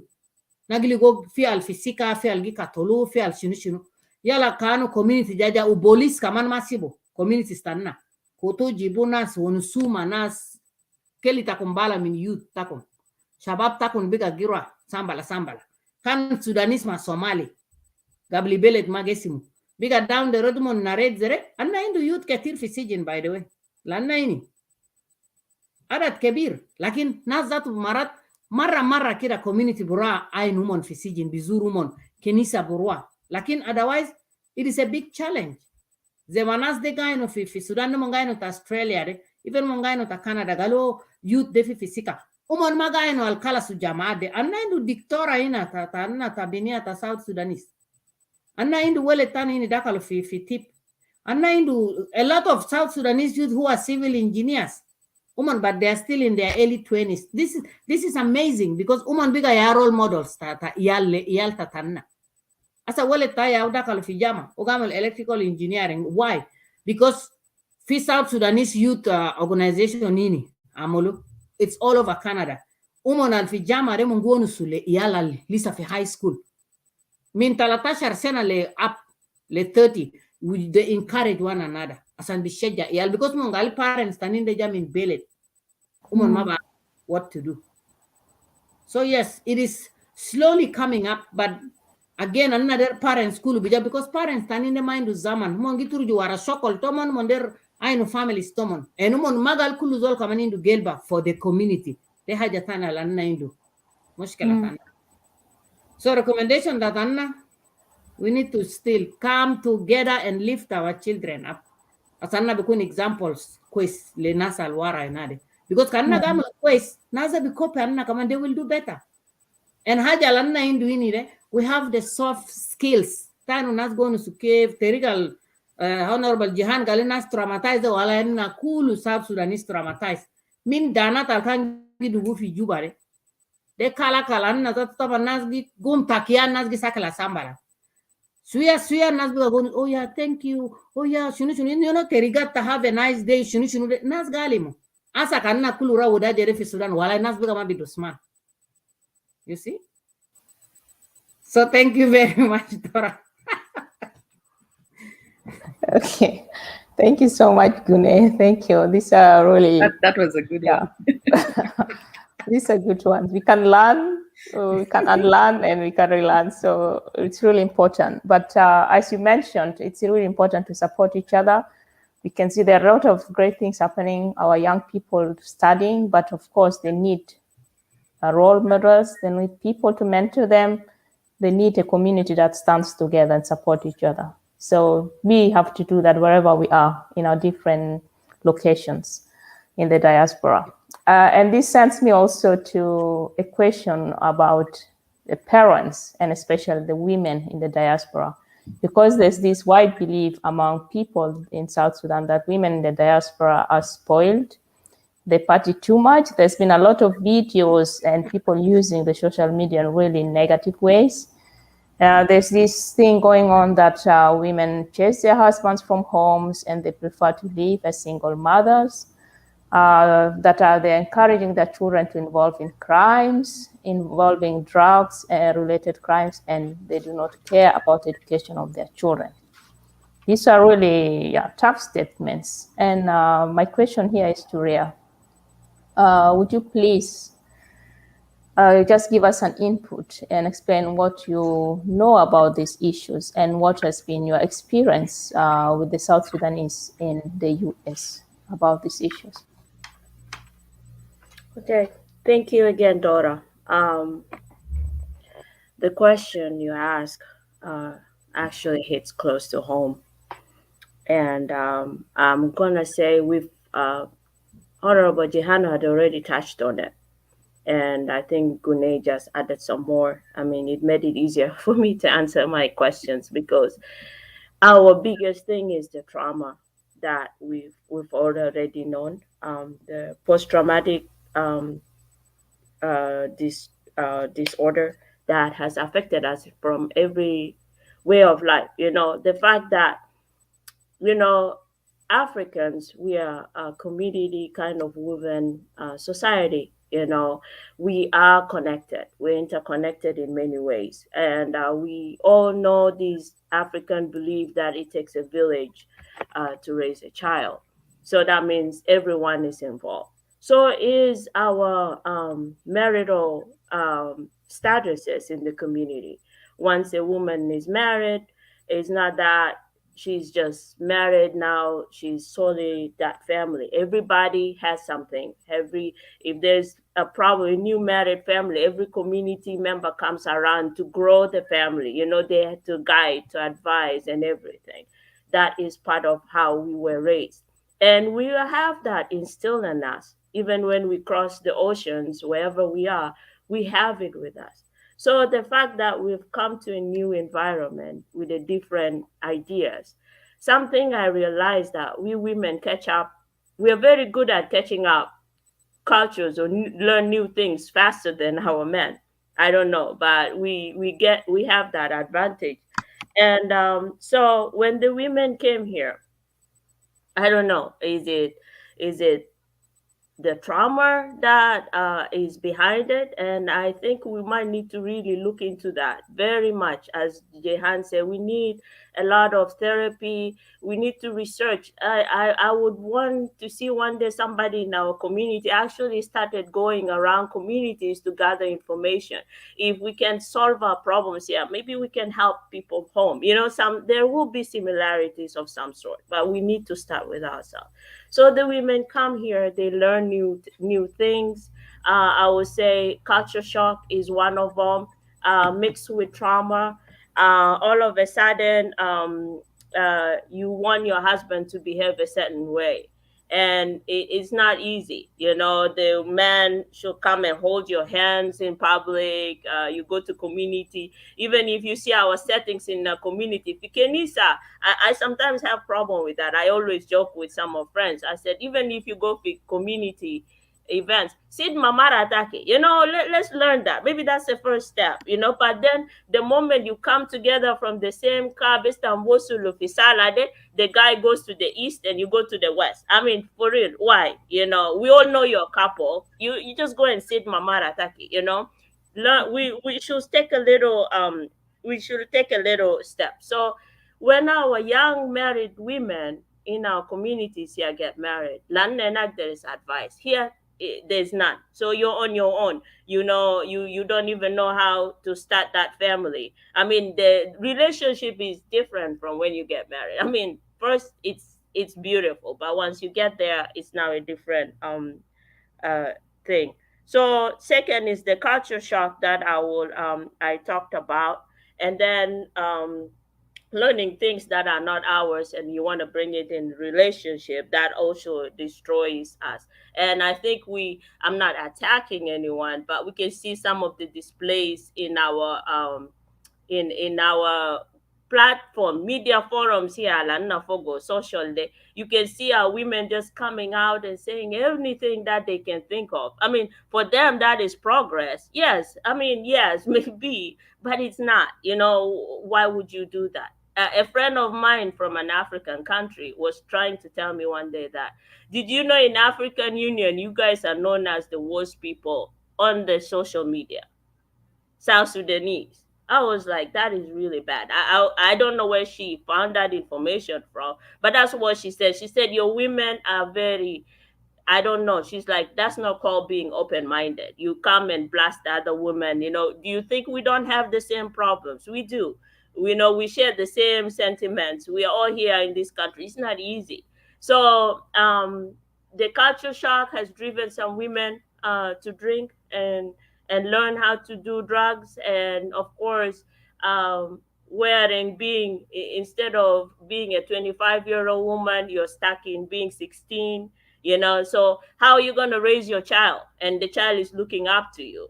And because of all of that, even children being raised in the family, even which we call terbiyat ayal, it's very hard. The child is not seeing a mommy figure in you. You're not playing the role model that he or she want to see. Of course, the kids go to the prison, and I said it hit close to home.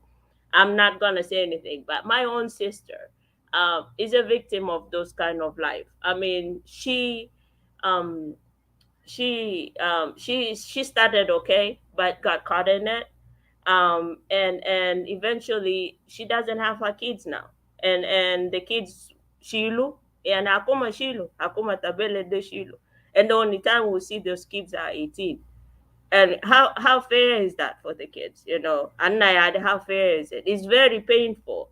And I have some people that they single moms, some came as single moms, and they try their best. And language barrier, culture shock, ya jere jere tawara gurush tabele de, the little overtime your boss calls you got to do overtime, you're thinking, oh, that money will help. Yes, you go and get that money, but then you sacrifice your kids because now you don't do their homeworks, you don't know who their real friends are they really attending class? And with the language barrier, the kids learn to manipulate the parents as well, and they get away with it.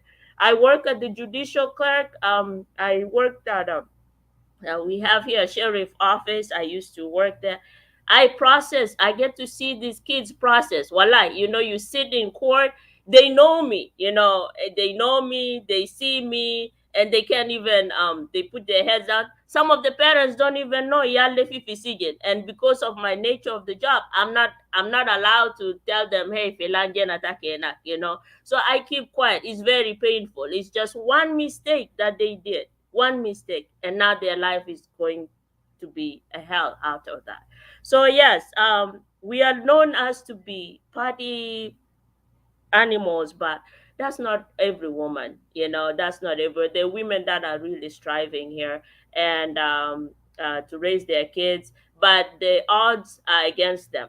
That is the truth. The odds against them. The ones that you guys see parting, taking pictures, those are just few numbers, and they don't represent every woman in diaspora. The reason why we brought our kids here, we're trying to do the best we can, and yes, we will need a lot of awareness. Sometimes when I think of Junubin, we love our home country, we want to go there, but we can only help our home country if we start with ourselves. We need to start, we need to bring up good families here. Then we can actually then take these examples home. If we raise them good, they instill all these cultures. If they go home, they will fit it.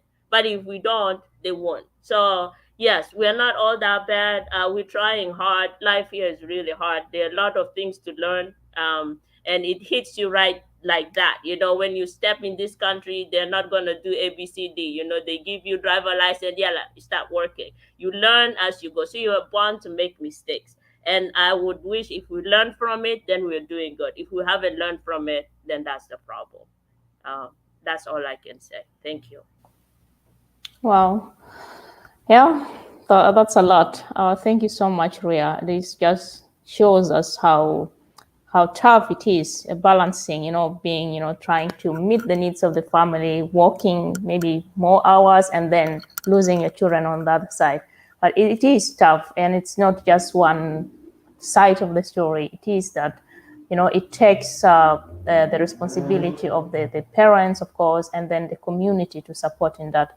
But of course, as individuals, we have also our responsibility on how we portray ourselves, how we use the social media, because that has also its negative impact on our lives and our children's lives. So thank you on that very much. Yeah, I'll move to you, Nibol. It's again this question of education. Why are very few of the diaspora educated, despite the fact that they have access to quality education, scholarship, bursaries, and student loans?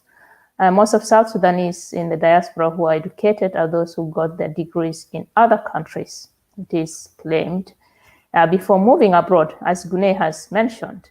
What can be done to encourage South Sudanese people, especially the women, to upgrade and attain education? Thank you. You are muted, sorry. Thank you for the question, Dora.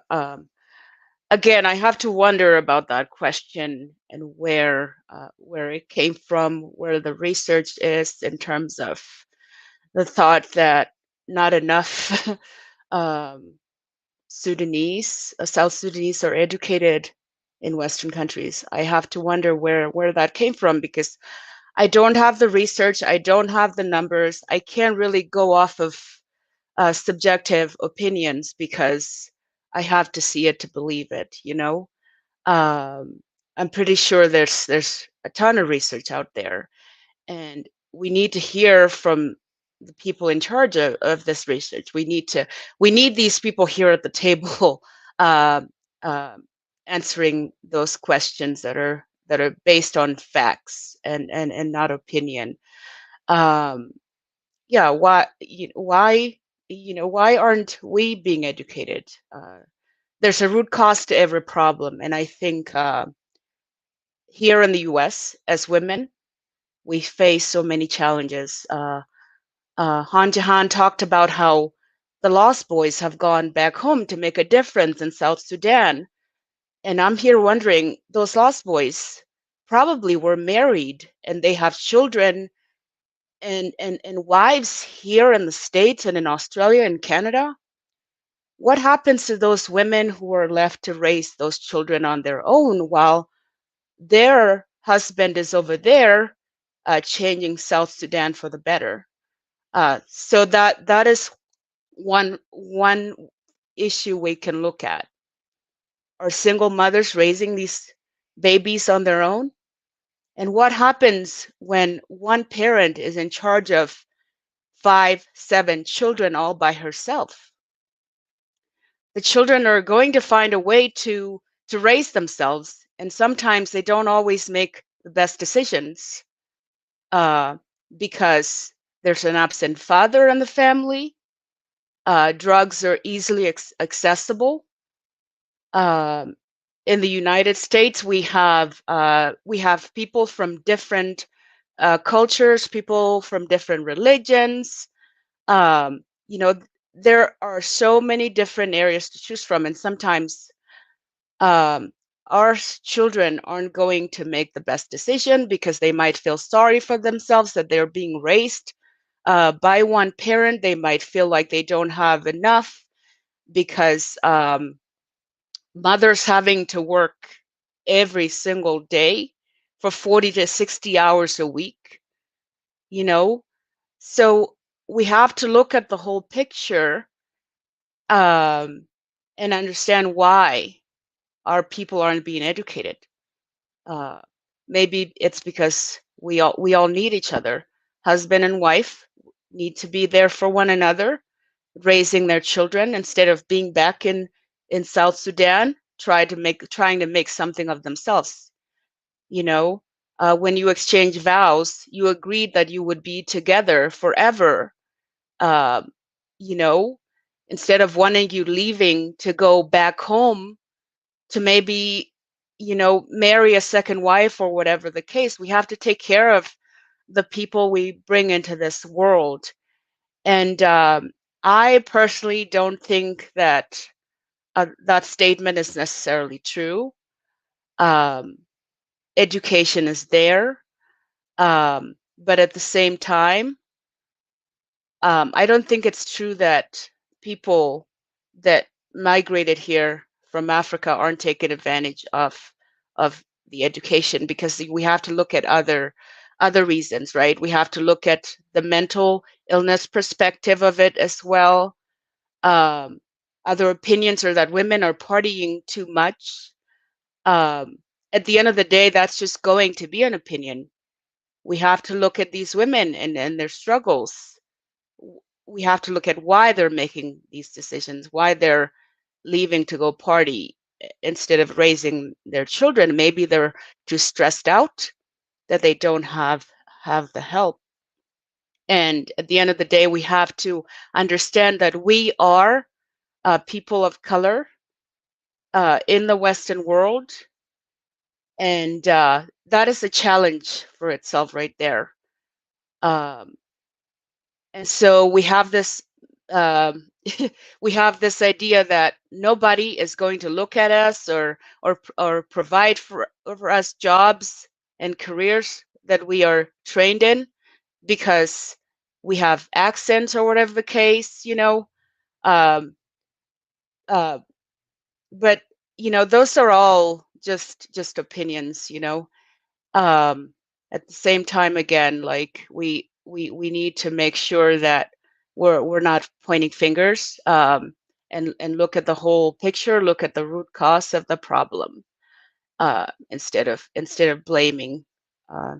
That is all I have to say, Dora. Thank you. Yeah. Yeah, thank you, Nipol. And it is, of course, looking at the context and why these problems arise and what are the causes of it and what are the situation these people, women are in. And it is true, it could be an opinion, but there are also some experiences where Gune will have to say something about Canada, the experience of Canada, and Jihan, if you have your input there. But absolutely, it's also, again, this thing of focusing on the negative, but there are lots of good things happening in the South Sudanese community, kids that are being educated, the lost boys that are doing well, and some that are not. So it is like with any other community, but we have to talk about these issues. So Jihan, please, would you like to say something, or Gune, just a little on this question? Thank you. Yeah, thank you. Thank you so much, Nubol.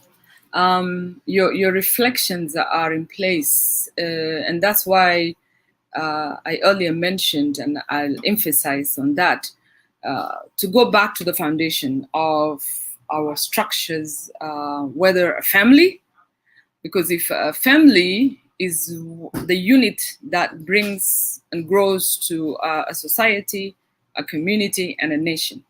So if that foundation is weakened because of the conflict or because of this different diaspora aspect that we talked about, then that's a challenge that needs to be addressed. Therefore, we need to come back to those foundations and redress them, encourage one another. And I think the element of patience also has to be one of the things that we all need to learn, how to be patient with one another in order to overcome the challenges. Because you have challenges all over the place, whether you are in the West or you are inside in Africa or any part of the world. It is a challenge to move from one culture to another. And it's been mentioned that cultural shock is one of the biggest setbacks that has actually increased the level of trauma that we have already had it. And then, by the way, trauma is also generational. You know, it moves from generation to generation.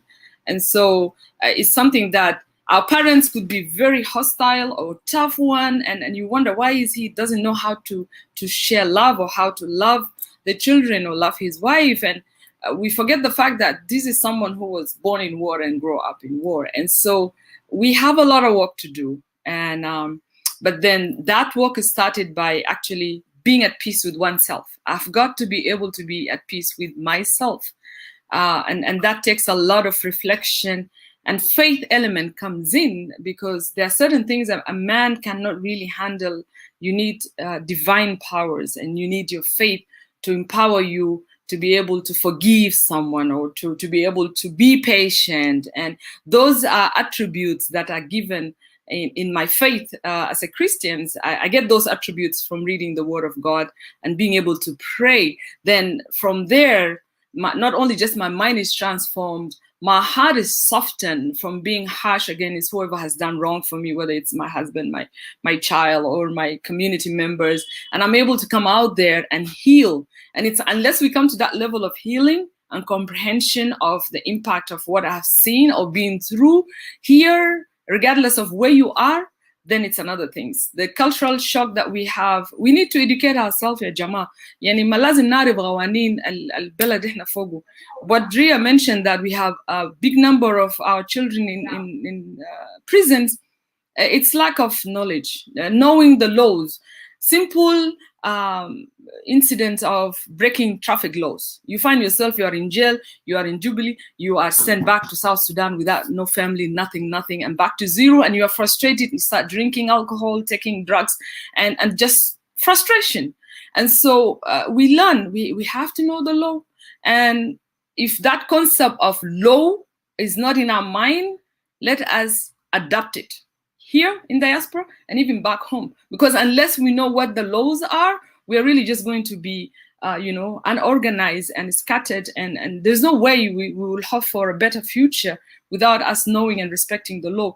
And there is laws, there's family laws, there are national laws, there are community laws, there are laws that govern us, and the laws give us a structure and boundaries, what you can do and what you cannot do. But when you come to a level of being disrespectful, then not only are you disrespecting the law, you are disrespecting yourself, first of all.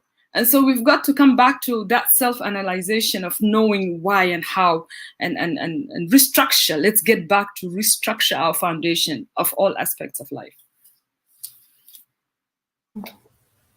Thank you. Thank you so much. Yeah, this hard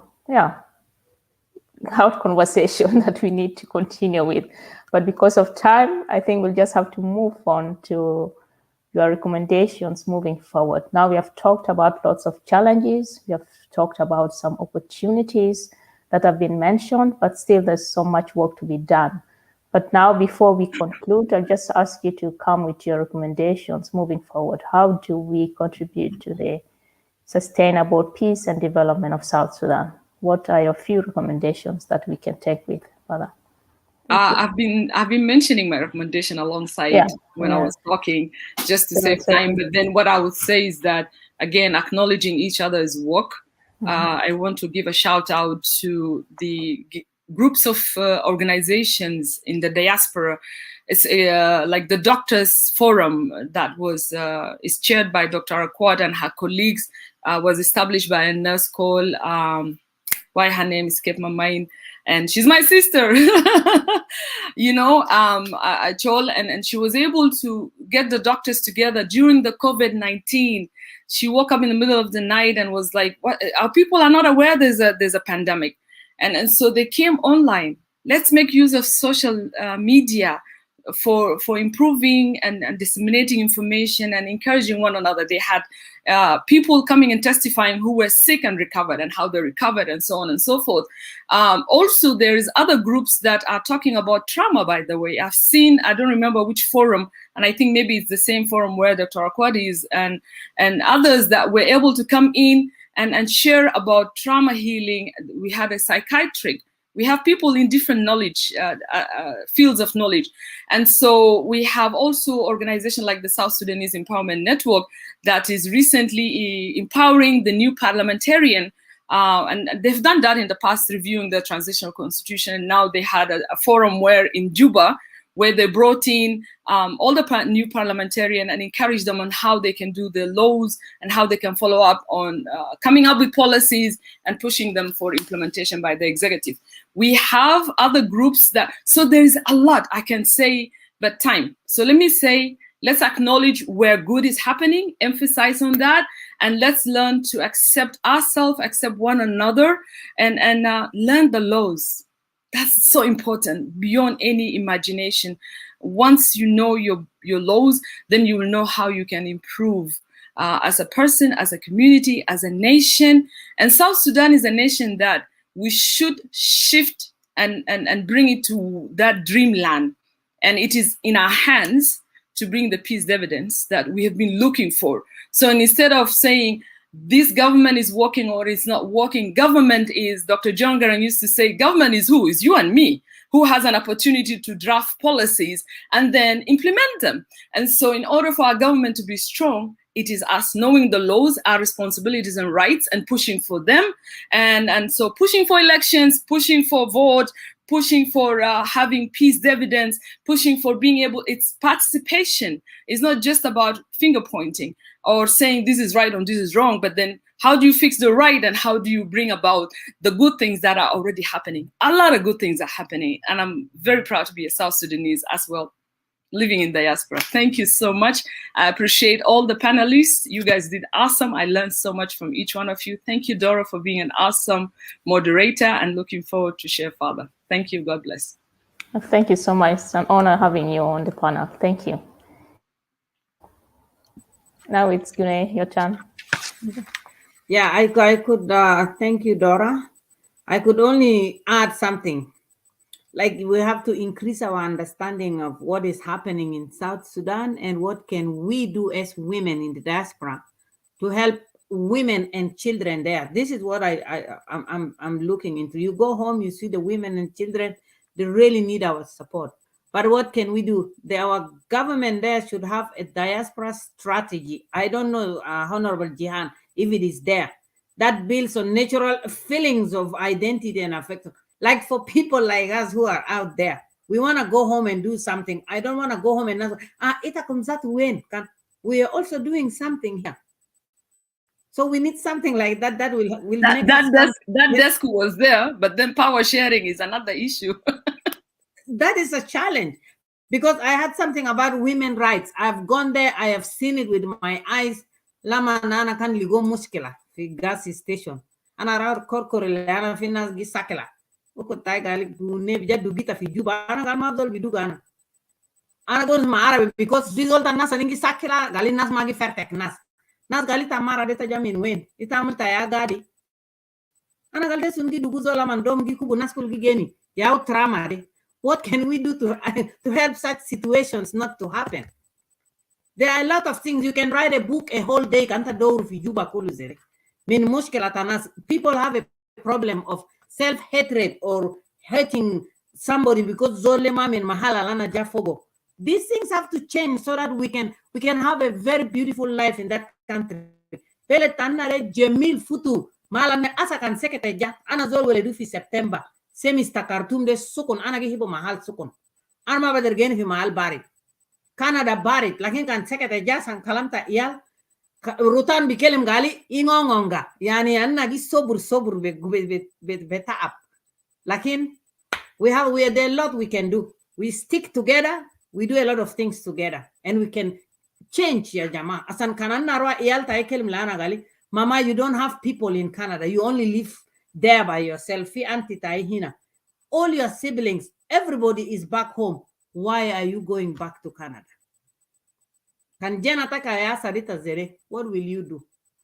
That is why we are part of this. That is why Anna Indu keep up short and they were raising awareness, come on.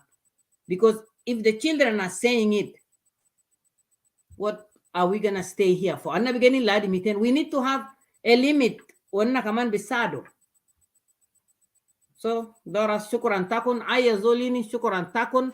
Ana mubsuta lela lana and sister Jihan. Last time I followed her actually until we became friends on Facebook. And Nibol, let us connect because you are a new one. We are now related because Anna Yadelimu Fishori. Last time I got related with Amazing. other people. So Yeah. thank you. I Amazing. like That's the power of connection, and we will be able to do great things together. yeah, and I would Absolutely. like to Thank thank you. our panelists. Fina sanina namu lomongal gumta kon minum. Talta kon asma no swan gon susunu. Mata kon jelly. So they came and thank you very much, all my sisters. So Thank you. Dora, thank you very Yeah. much. Thank you so much. Yeah. Yeah. Nibol, your last recommendations moving forward. Yes, thank you. Han Jahan, first of all, I think you should run for the president of South Sudan because you are so experienced, you have so many ideas, and I feel like you would bring so much to our country. So thank you for all that you've done to get all the experience that you have.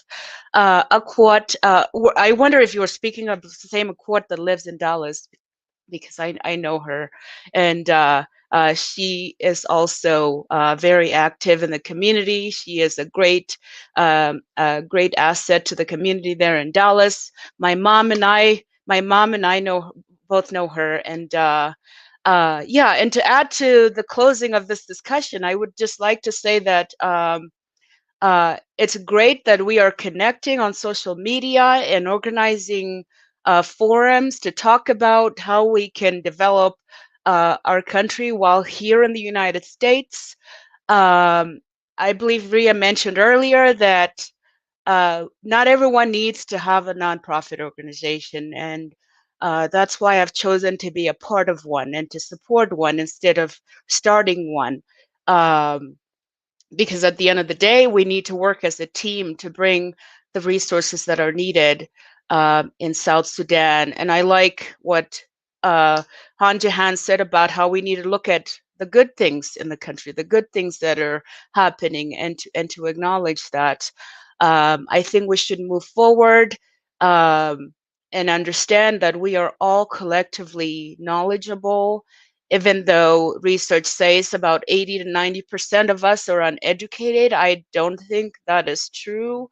Uh, Being educated doesn't mean that you speak English, okay? It doesn't just mean that you speak, read, and write the English language. There are other ways to feel educated as well. I was raised in the village. I remember my grandmother having so much knowledge about the area, and she was sort of like a natural doctor because she knew where to find the medicine that was needed.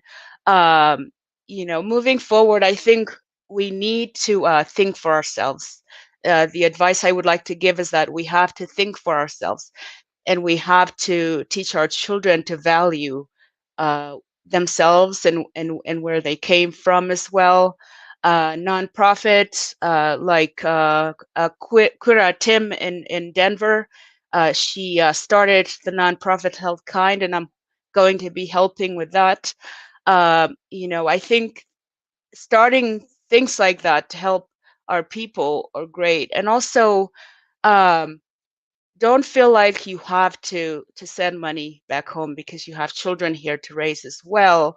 I think sending money home should be something that comes from an organization that has set funds in place, funds that have been donated by the U.S. or South Sudanese government to support those families. Because at the end of the day, you're going to need to focus on the family that you're raising here, and the money needs to go toward that family.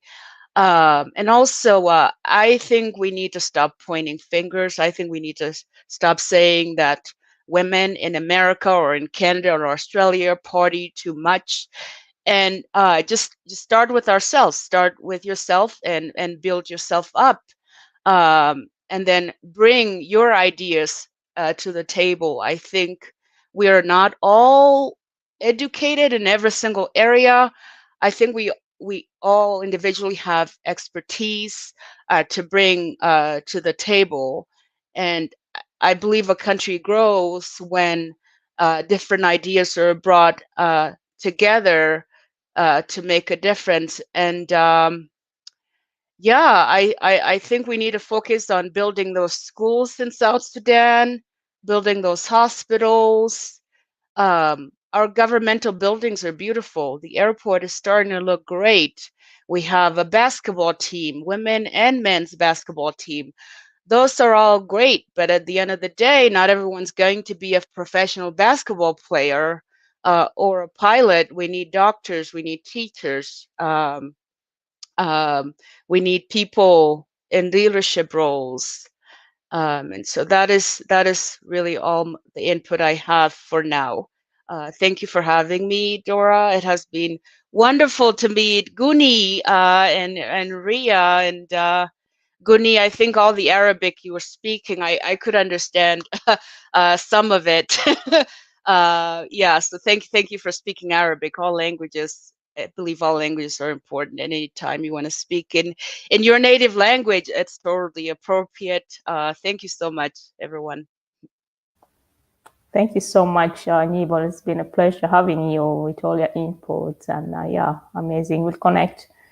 Yeah, thank you. Ria, your recommendations, please, moving forward. Thank you.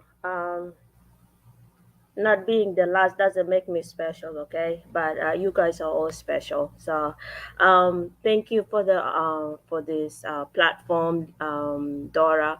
Thank you for connecting me to all these lovely ladies. I know we can do much more together in the coming um, years and time if we can put our heads together always and continue this relationship.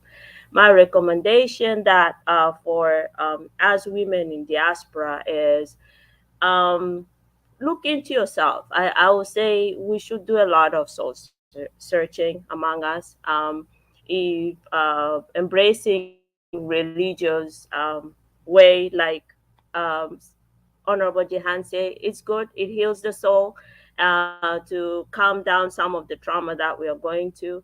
Um, and also, already Gibol had mentioned, whatever you have as mothers or sisters out there, you don't have to send it all at home. You know, your family is your priority, and I'm sure our families back home will understand. You're taking care of your family; they will want the best for you.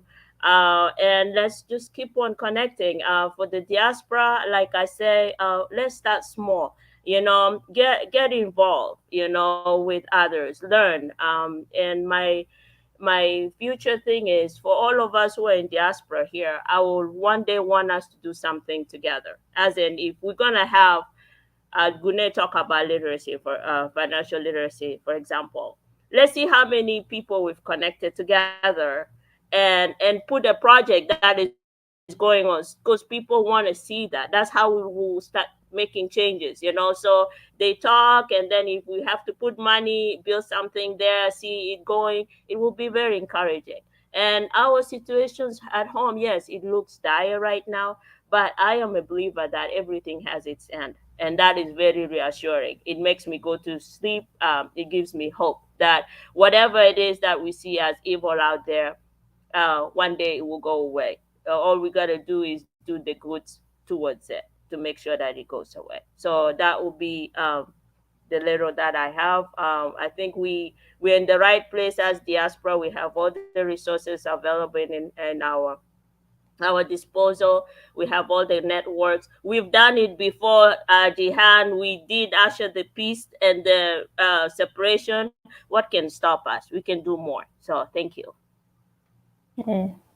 Amen to that. That sounds good. And before I close, I just want to read kind of a positive note by one of the viewers. I hope that our young people would be the ones to bring us together. I think it's Rosalind Oneka who wrote this. She says, "What I know is that the young people of South Sudan are all united in sports, arts, and entertainment. In few years to come, we will leave tribalism behind us. Wars and conflicts are the detrimental factors that set us back in terms of progress. And as you all mentioned, we need to work together. We need to get into ourselves. We need to build up each other, focus on what the positive things that are happening, and know that there's hope. As we work together, we'll be able to build our nation." So thank you so much, phenomenal women that have really, gave us so much insight, knowledge, and I've really learned a lot moderating, listening to you. I've loved and I've really reflected on things as well. And this is how it should be. So this is not the end of it. We are going to, again, invite some new panel to give us new insights into this topic. So I just want to thank Aisha for standing there in the background, helping us through with this the technical stuff, and you all, the audience, for being patient with us. We are supposed to use 1.5 hours, but yeah, this topic is really important and interesting. We need to cover it up. So thank you so much for hanging in here. And thank you to our sponsors, our partners, and everyone who is following us. Together, we are stronger and we can make a change. So thank you so much. Have a blessed weekend and see you again. Bye.